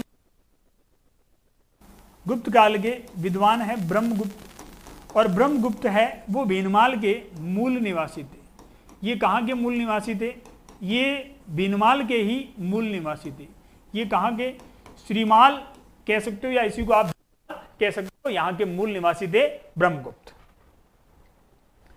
जोधपुर के नजदीक वह एक स्थान जो हिंदू और जैन मंदिरों के लिए प्रसिद्ध है, जिसका निर्माण 8वीं से 12वीं सदी, जिसका निर्माण 8वीं से 12वीं शताब्दी के बीच में गुर्जर प्रतिहार वंश के द्वारा किया गया, वो स्थान कौन है, ध्यान रखिएगा, ओसिया है। कौन सा स्थान है, ओसिया। और ओसिया के अंदर ओसवाल जाति की कुलदेवी सचियाई माता का मंदिर है, जिसे राजस्थान का भुवनेश्वर के नाम से जानते हैं। राजस्थान का भुवनेश्वर के नाम से ओसिया को जानते हैं। अब देखिएगा, राजस्थान में गुर्जर प्रतिहार शैली के मंदिर, एक चीज तो माइंड में सेट कर लो कि गुर्जर प्रतिहार राजवंश है, इनकी जो मंदिर स्थापत्य की शैली थी वो कौन सी थी। गुर्जर प्रतिहारों के मंदिर स्थापत्य की जो शैली है वो महामारू शैली कहलाती। कौन सी शैली, महामारू शैली। और इस काल के अंतर्गत प्रारंभिक निर्माण है वो मंडोर के प्रतिहारों ने, सांबर के चौहान और चित्तौड़ के मौर्यों ने इस काल के अंतर्गत मंदिरों का निर्माण करवाया था। 8वीं से 12वीं शताब्दी के मध्य बने इन मंदिरों में अधिकांश मंदिर विष्णु या सूर्य को समर्पित है। ये चीज याद रखनी। एक तो याद रखो महामारू शैली, इसको आप गुर्जर शैली भी कह सकते हो, या इसको आप क्या कहोगे, महामारू शैली के नाम से संबोधित करोगे। इस काल में जो अधिकांश मंदिर बने हैं वो मंदिर है वो किस शैली में बने। इस काल में जो अधिकांश मंदिर बने हैं वो अधिकांश मंदिर है वो किसको समर्पित है, तो विष्णु या सूर्य को समर्पित है। विष्णु या सूर्य को समर्पित है।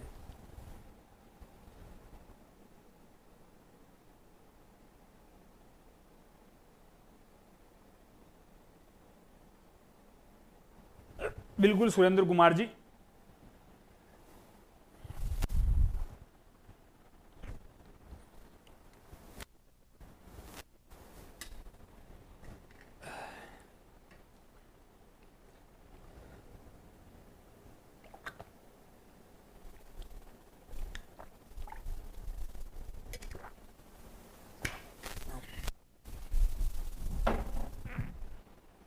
अल गुज्जर और बोरा वाला कंसेप्ट है वो क्लियर हो गया आपके। अब देखिए ऑडियो प्रॉपर आ रहा है या नहीं आ रहा है। थोड़ा मौसम गड़बड़ है साथियों, इस वजह से नेट का इश्यू है वो हो सकता है।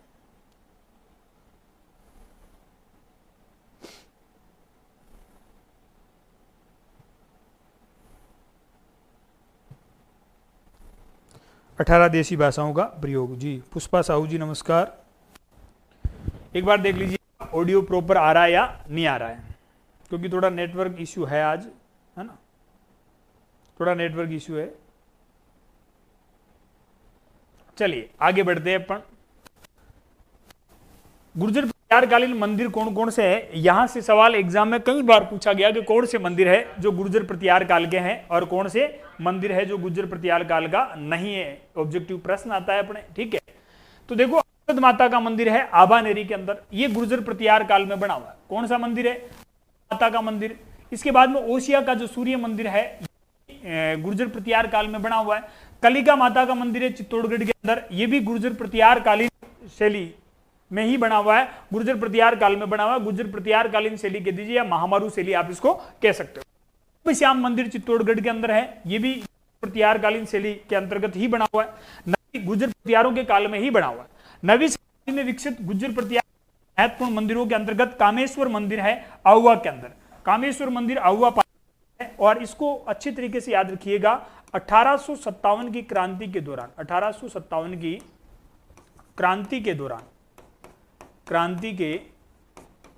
दौरान गुप्त मंत्रणा का केंद्र था। गुप्त मंत्रणा का केंद्र था, क्रांतिकारियों के लिए गुप्त मंत्रणा का केंद्र था ये। और किन के लिए?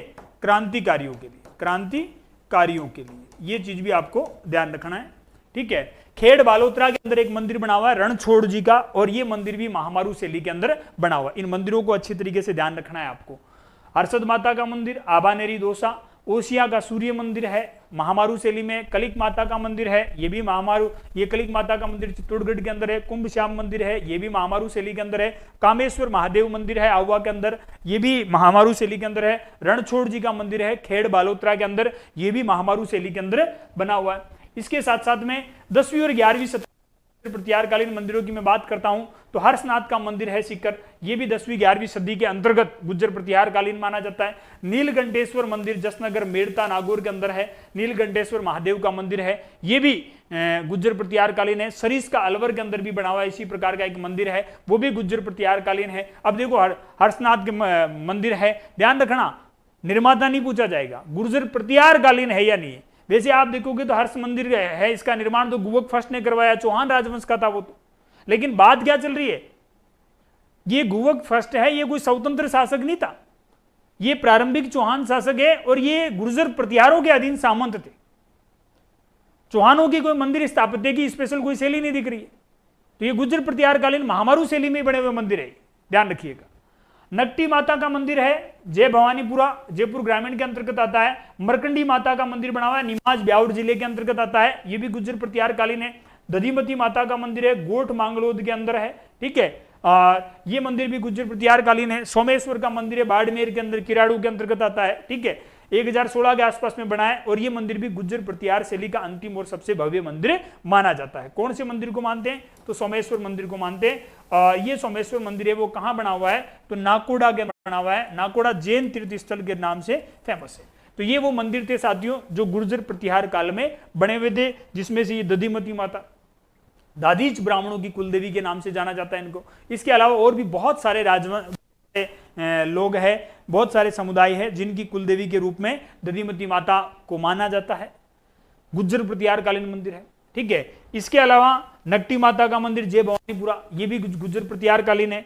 दधिमती माता, सोमेश्वर मंदिर किराड़ू बाड़मेर के अंदर बना हुआ है जो 1016 के आसपास में बना है, और ये गुर्जर प्रतिहार शैली का अंतिम और भव्य मंदिर माना जाता है। नीलकंठेश्वर मंदिर है जसनगर मेड़ता के अंदर, ठीक है, नीलकंठेश्वर मंदिर सरिस का अलवर के अंदर भी है। इसके अलावा ध्यान रखना, यहाँ पे आ गया है क्या, भवाड़ माता का मंदिर नहीं आया, ठीक है, ये जसनगर के पास में ही यहीं पर एक भवाड़ माता का मंदिर भी है, ये भी गुर्जर प्रतिहारकालीन है।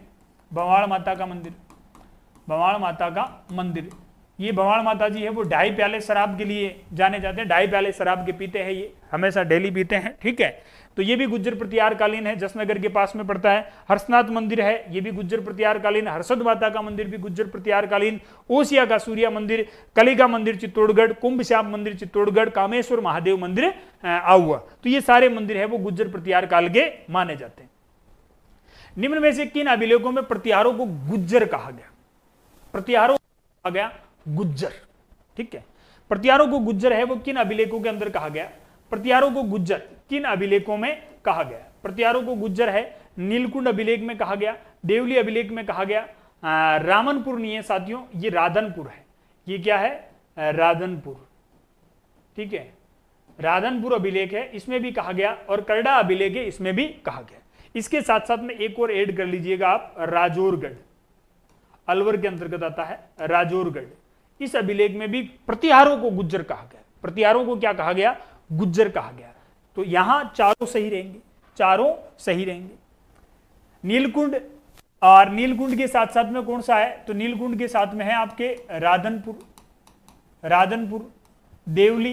करड़ा के अभिलेखों में प्रतिहारों को गुज्जर माना गया। और बादामी के चालुक्य नरेश पुलकेशिन द्वितीय के ऐहोल अभिलेख के अंदर गुज्जर जाति का सर्वप्रथम उल्लेख मिलता है। यह सवाल पूछा जा सकता है, ध्यान रखिए, आपसे सवाल पूछा जा सकता है कि गुर्जर जाति का सर्वप्रथम अभिलेखीय उल्लेख है वो कहां मिलता है? गुर्जर जाति का सर्वप्रथम अभिलेखीय उल्लेख है वो कहां मिलता है? तो ऐहोल प्रशस्ति में मिलता है। ऐहोल प्रशस्ति है, ये पुलकेशिन द्वितीय से संबंधित है। और इस ऐहोल प्रशस्ति का लेखक कौन है? तो ऐहोल प्रशस्ति का लेखक है रवि कीर्ति। किसके द्वारा लिखी गई है? रवि कीर्ति के द्वारा ऐहोल प्रशस्ति है वो लिखी गई। इसमें गुर्जर शब्द का उल्लेख है। किस प्रकार से, सुन लो। ऐहोल प्रशस्ति है, इससे अपने को जानकारी मिलती है नर्मदा के युद्ध के बारे में।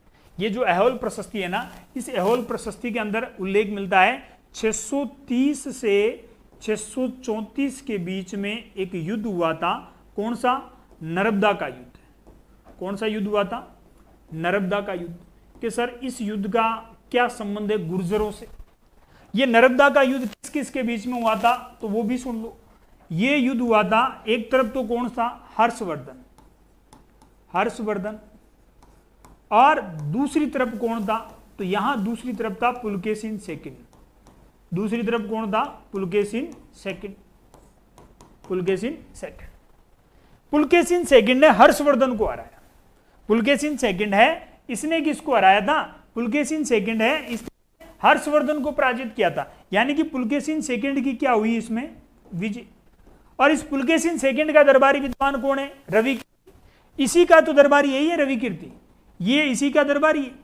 और इसने अपने शासक, अपने आश्रयदाता की प्रशंसा के अंदर एक प्रशस्ति लिखी जिसे आप ऐहोल प्रशस्ति के नाम से जानते हो। इस ऐहोल प्रशस्ति में उसने लिखा कि चालुक्य सम्राट पुलकेशिन द्वितीय उत्तर भारत के स्वामी, पंच भारत स्वामी हर्षवर्धन और उसके सहयोगी गुर्जरों को पराजित किया। हर्षवर्धन और इस हर्षवर्धन के सहयोगी को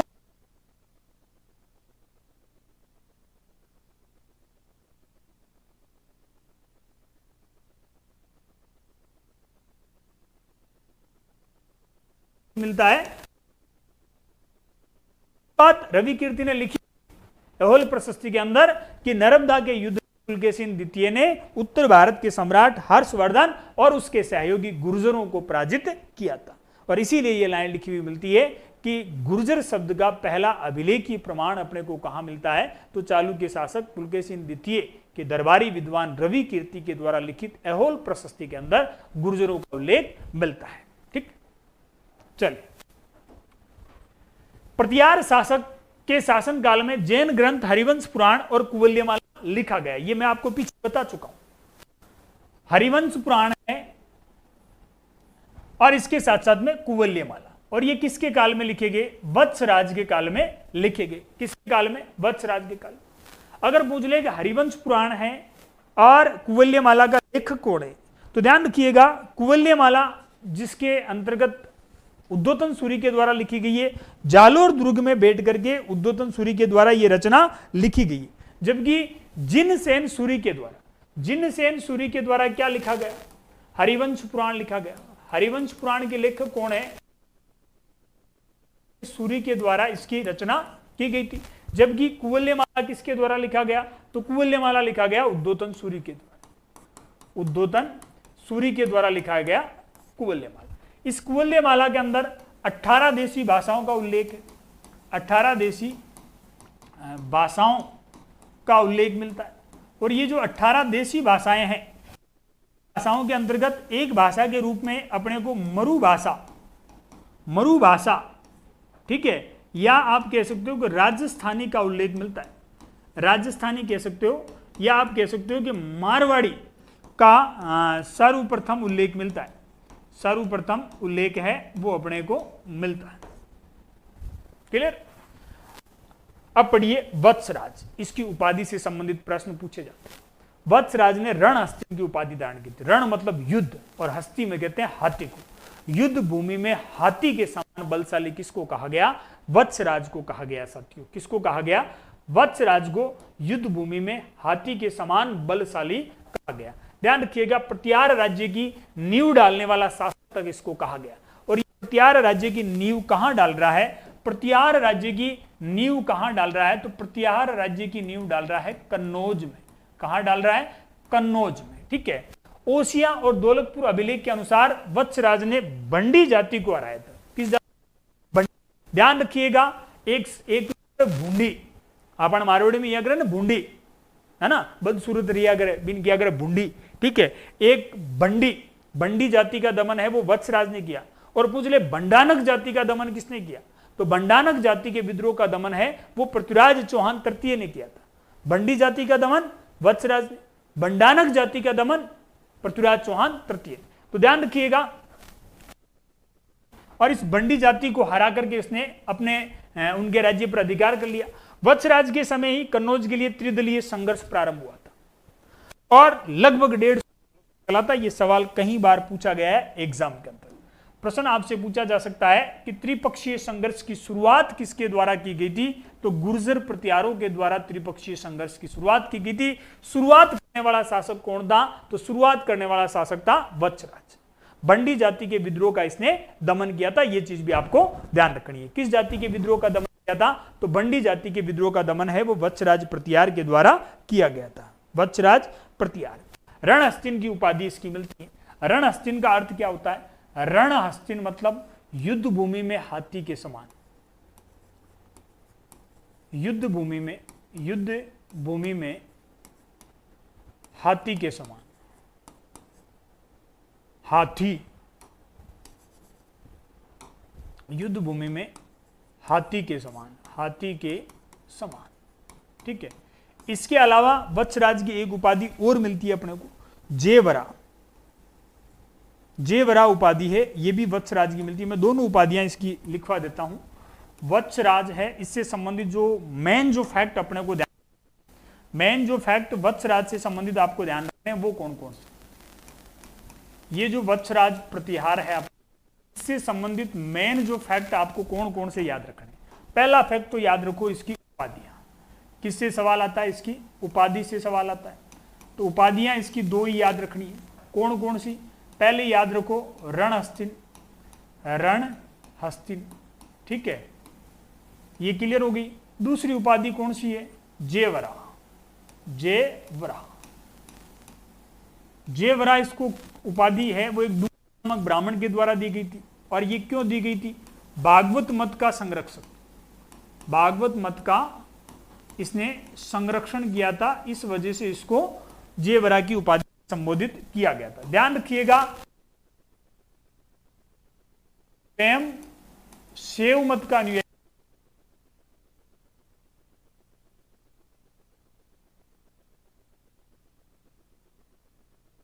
संरक्षण दिया था, इसी वजह से इसको जेवरा कहा गया। आदिवरा किसको कहा गया? मिहिर भोज को कहा गया।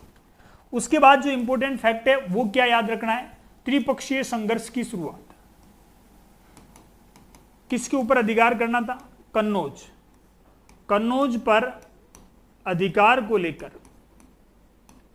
अधिकार त्रिपक्षीय संघर्ष की शुरुआत, त्रिपक्षीय संघर्ष की शुरुआत, संघर्ष की शुरुआत किसके द्वारा की गई थी? तो वत्सराज के द्वारा की गई थी। क्लियर?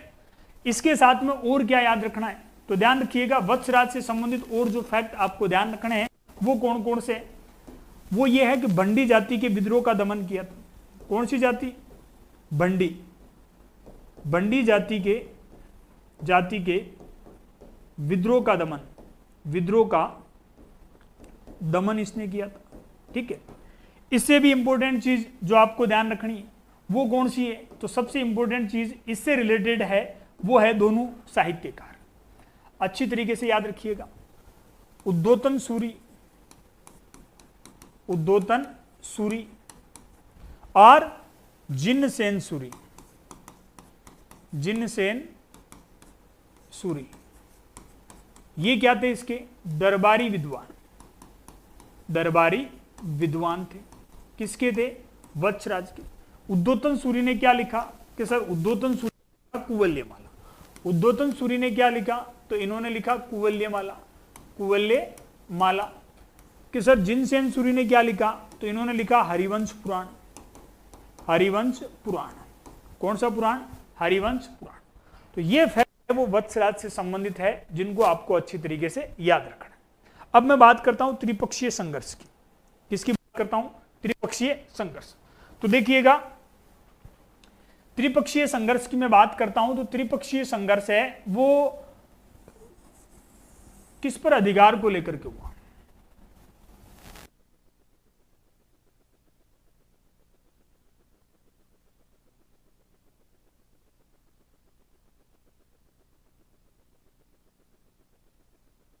हर्षवर्धन की मृत्यु के बाद, हर्षवर्धन की मृत्यु। और हर्षवर्धन की मृत्यु कब हो गई थी? 647 ईस्वी। तो इसके बाद कन्नौज पर शासन किसने किया था? तो इसके बाद आयुध राजवंश कर रहा था। कौन सा वंश? आयुध वंश है वो यहां शासन कर रहा था, आयुध वंश। और इस आयुध वंश को संरक्षण कौन दे रहे थे? तो ध्यान रखिएगा, आयुध राजवंश के दो भाई थे, एक तो थे इंद्रायुध, इंद्रायुध, और एक कौन था? चक्रायुध, चक्रायुध। ठीक है। और ये पाल राजवंश के संरक्षण में शासन कर रहे थे। ये किनके संरक्षण में? पाल वंश के संरक्षण में, पाल वंश के संरक्षण में ये शासन कर रहे थे। ठीक है। और पाल राजवंश का अगर आपसे पूछ लिया जाए संस्थापक कौन था, तो संस्थापक था गोपाल। और जिसने इनको संरक्षण दिया था उसका नाम था धर्मपाल। कौन सो पाल? धर्मपाल। ठीक। और इधर कौन शासन कर रहे थे? तो यहां थे राष्ट्रकूट। यहां कौन थे? राष्ट्रकूट। और इस राष्ट्रकूट राजवंश की मैं बात करता हूं तो इसका संस्थापक कौन था? तो इसका संस्थापक था दंती दुर्ग। ठीक है। और इधर ऊपर की ओर कौन थे? यहां थे गुज्जर प्रतिहार। यहां कौन थे? तो यहां थे गुज्जर प्रतिहार, गुर्जर प्रतिहार। इस गुर्जर प्रतिहार राजवंश का शासक है वत्सराज। से रवाना होता है साथियों, ध्यान रखिएगा। वत्सराज ने इस संघर्ष की शुरुआत की। वत्सराज आयुध राजवंश के शासकों को हरा देगा। अब जिनको इनको संरक्षण कौन दे रहे? पाल। और उस समय पाल राजवंश का शासक कौन था? धर्मपाल।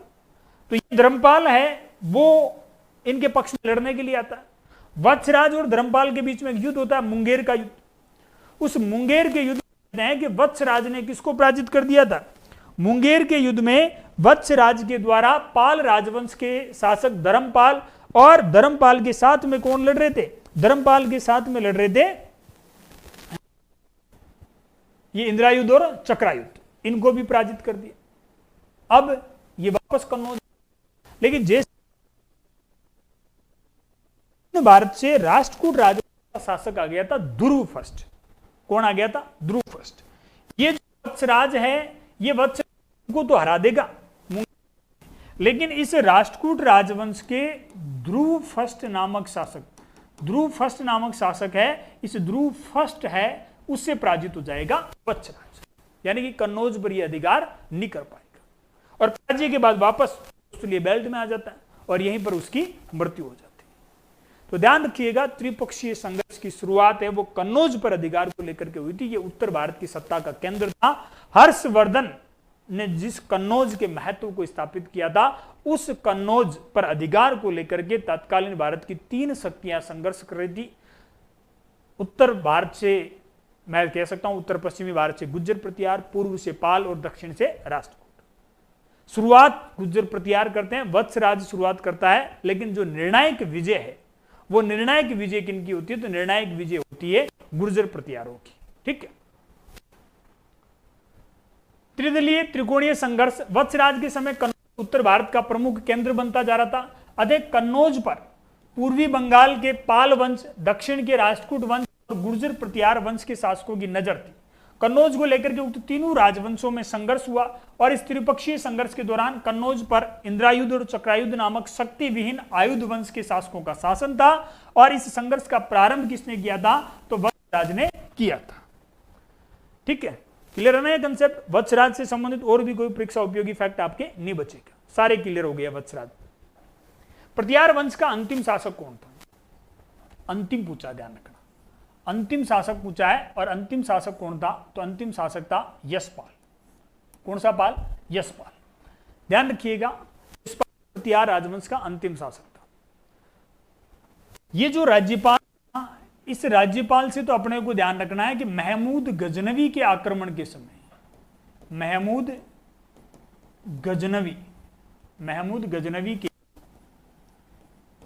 आक्रमण के समय कन्नौज का शासक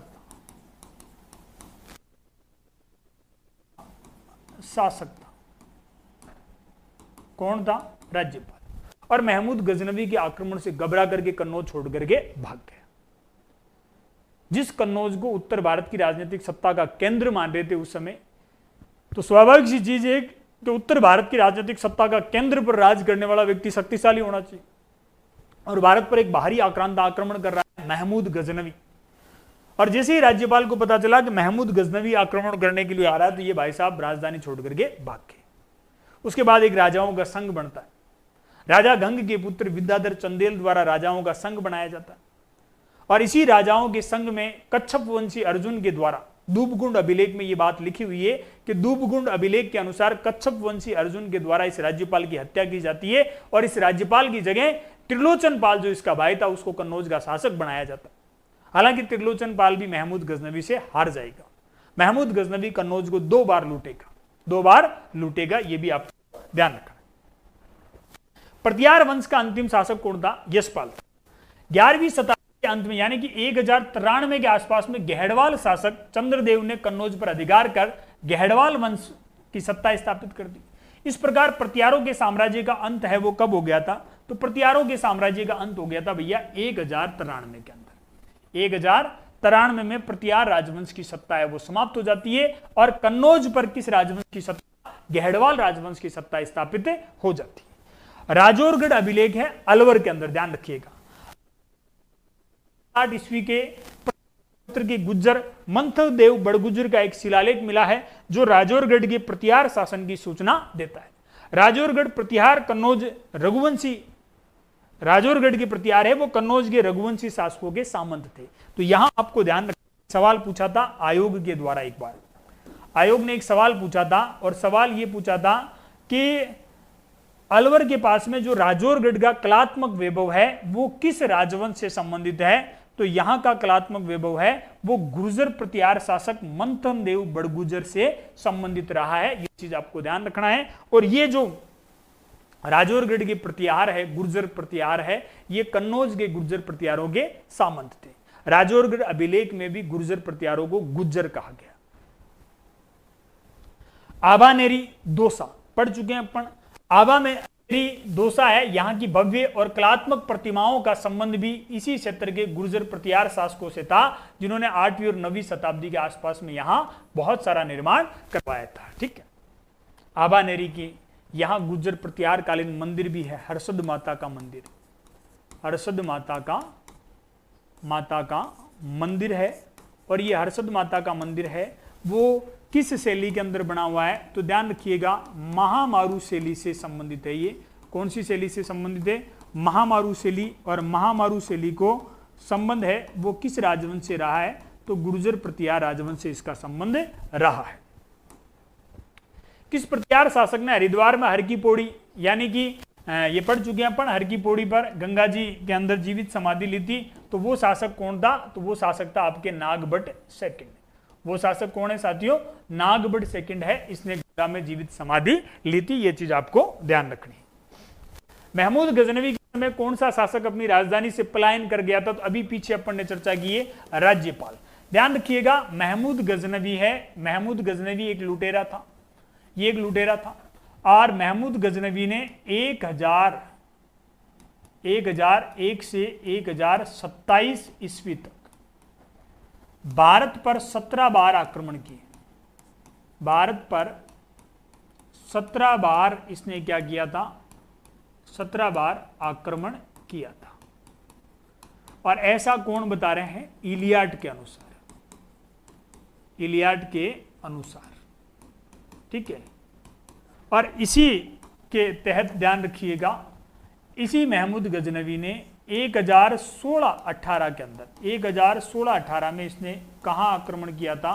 तो इसने कन्नौज पर आक्रमण किया था, कन्नौज पर आक्रमण। ध्यान रखिएगा, इस दौरान, इस समय या इस दौरान अलबेरुनी भारत आया था, अलबेरुनी भारत आया था, भारत आया था। और इस अलबेरुनी के द्वारा एक किताब लिखी गई है, किताब उल हिंद, किताब उल हिंद नाम से इसने किताब। और इस किताब के अंदर महमूद गजनवी द्वारा किस प्रकार कन्नौज के 15,000 मंदिरों को तोड़ा गया था, नष्ट किया गया था, और वहां उन मंदिरों की अकूत धन संपदा है वो लूट करके ले गया। ये जानकारी इसी रचना से अपने को मिलती है। अलबेरुनी है वो कन्नौज में रहकर के पुराणों का अध्ययन भी करता है।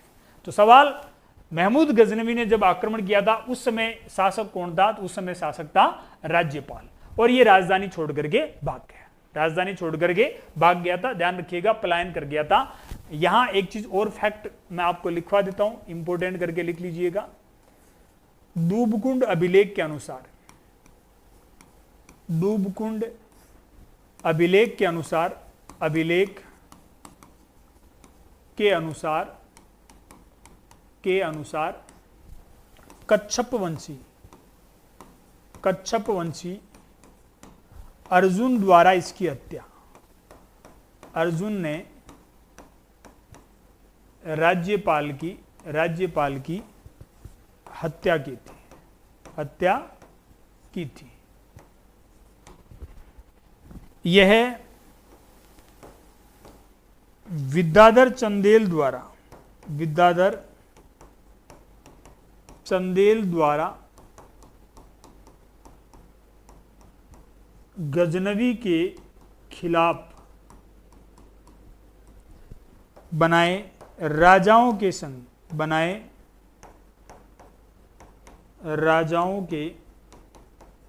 संग में शामिल था। क्लियर? राज्यपाल विजयपाल की मृत्यु के बाद इसका पुत्र राज्यपाल है, वो 990 के आसपास में राज सिंहासन पर बैठा।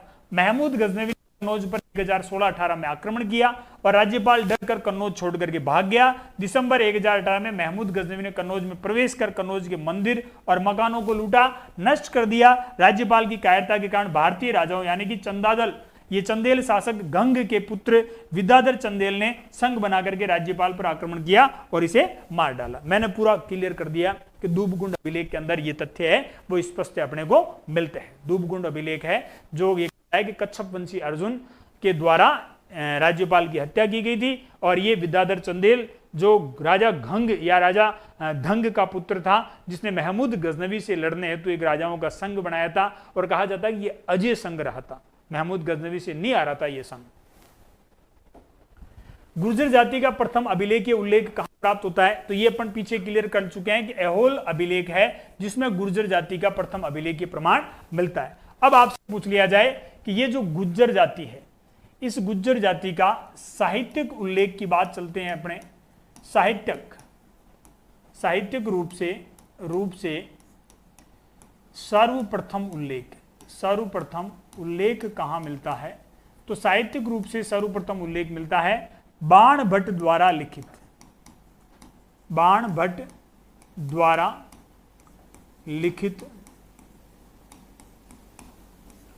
हर्ष चरित्र में। किसमें मिलता है? बाणभट्ट द्वारा लिखित हर्ष चरित्र में। ठीक, इस तरीके से याद रखना है। चीनी यात्री हैंसवांग ने भी इनका किया है।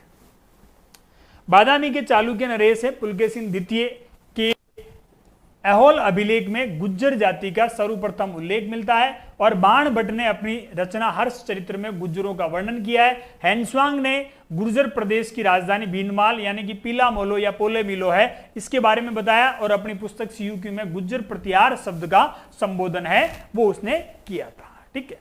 गुर्जर प्रदेश हेतु कुचेलो शब्द का उसने प्रयोग किया है, यह आपको ध्यान रखना है। सीयूकी के अंदर कुचेलो शब्द का प्रयोग किया है, गुर्जर प्रत्यार शब्द का इसने प्रयोग नहीं किया है, यह भी आपको ध्यान रखना है। गुर्जर प्रत्यार शब्द का प्रयोग नहीं करके इसने किस शब्द को प्रयोग किया है? कुचेलो शब्द का इसने प्रयोग किया है।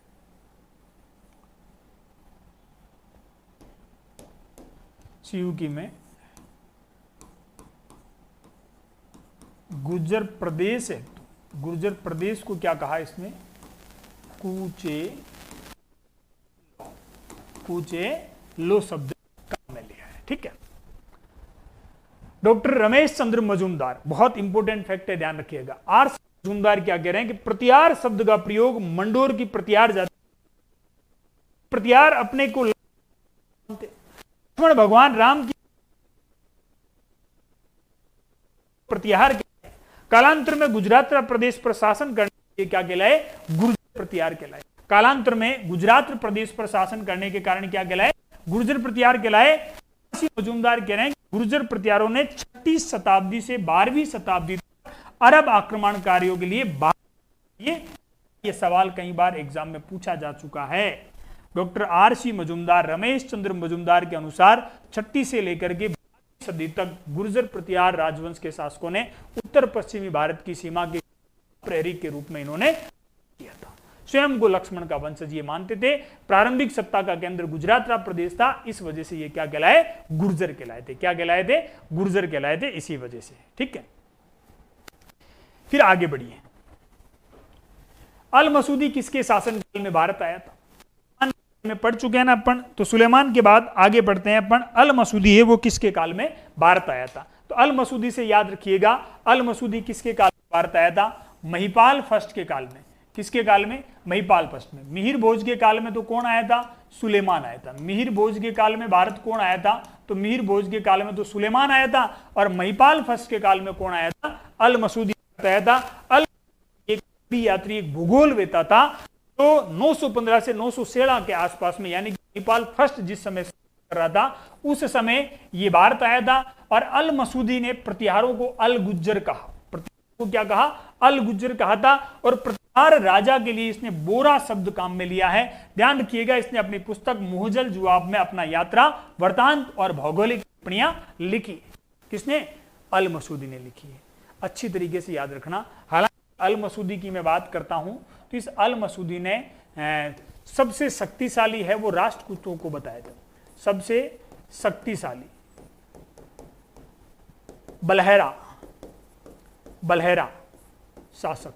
बलहेरा शासक मतलब राष्ट्रकूट राजवंश के जो शासक थे ना, उनको उस समय इसने शक्तिशाली बताया था। लेकिन जिस गुज्जर प्रतिहार शासक के काल में यह भारत आया था, उस गुज्जर प्रतिहार शासक का नाम है महिपाल फर्स्ट। ठीक है। मिनाज ऑफ गोल्ड नाम से भी अल मसूदी की रचनाएं वो मिलती है। ठीक है साथियों, तो ये था आपके गुर्जर प्रतिहार राजवंश से संबंधित महत्वपूर्ण जो अपने एमसीक्यू थे वो अपन ने कवर कर लिए हैं। इसके अलावा कोई भी मुझे नहीं लगता कोई प्रश्न है वो आपके गुर्जर प्रतिहारों से संबंधित पेंडिंग रह गया हो। बताओ तो कोई प्रश्न पेंडिंग रह गया क्या? पूरे के पूरे गुर्जर प्रतिहार राजवंश को अपन ने कवर किया है। चाहे वो हरिश्चंद्र हो या फिर रज्जिल हो, नागभट्ट फर्स्ट हो, वत्सराज हो, मिहिर भोज हो। मिहिर भोज में शायद एक दो फैक्ट और पेंडिंग रह गया आपके, वो मैं लिखवा देता हूं, इंपोर्टेंट कर लीजिएगा। मिहिर भोज,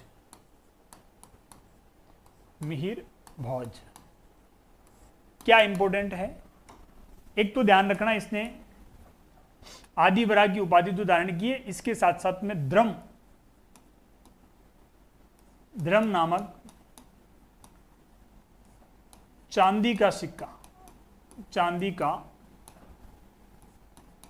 चलाया, सिक्का प्रचलित किया। ये जो द्रम नामक चांदी का सिक्का था ना साथियों, ये द्रम, इस द्रम के दो छोर थे। इसका जो एक भाग है, फर्स्ट जो भाग है, उसके ऊपर तो श्रीमद आदि वराह का अंकन मिलता है। श्रीमद आदि वराह का जो सेकंड पृष्ठ था, जो सेकंड भाग है उसके ऊपर अपने को वराह का चित्र है वो मिलता है। ठीक है, ये फैक्ट आपको मिहिर बोध से संबंधित जो तथ्य है उनमें आपको ध्यान रखना है। ठीक है, इसके अलावा अलेक्जेंडर कनिगम के अनुसार जो इन्होंने एक अभिलेख है, ताम्रपत्र है, ब्रॉन्ज गुज्जर ताम्रपत्र, और उस ब्रॉन्ज गुर्जर प्रतिहारों को यूची यानी कि कुषाण जाति का, ये भी एक फैक्ट है जो नहीं का जनक कहते हैं अपन अलेक्जेंडर कनिगम, भारतीय पुरातत्व जनक है। अलेक्जेंडर कनिगम अपने को क्या कह रहे हैं? अलेक्जेंडर कनिगम ने ब्रॉन्ज गुज्जर ताम्रपत्र के आधार पर, ब्रॉन्ज गुज्जर ताम्रपत्र के आधार पर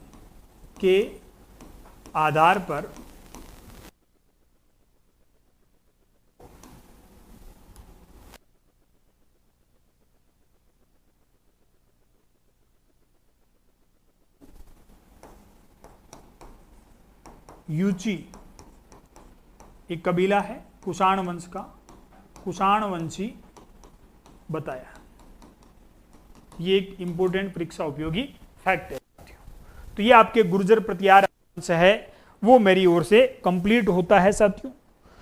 महत्वपूर्ण जो एमसीक्यू बेच की मैं बात करता हूं, उस एमसीक्यू बेच के हिसाब से देखा जाए तो बहुत कुछ कंटेंट है वो आप तक पहुंचाया है। और ध्यान रखिएगा, इस कंटेंट की जो पीडीएफ आपको मिलती है उस पीडीएफ, क्योंकि प्रिंटेबल पीडीएफ होती है और इसी को आपको पढ़ना है, इसके अलावा कोई बाहर प्रश्न है वो इस राजवंश से नहीं आएगा। ठीक है साथियों, बहुत बहुत धन्यवाद। मिलते हैं अगली कक्षा के अंदर एक नए टॉपिक के साथ में। Thank you.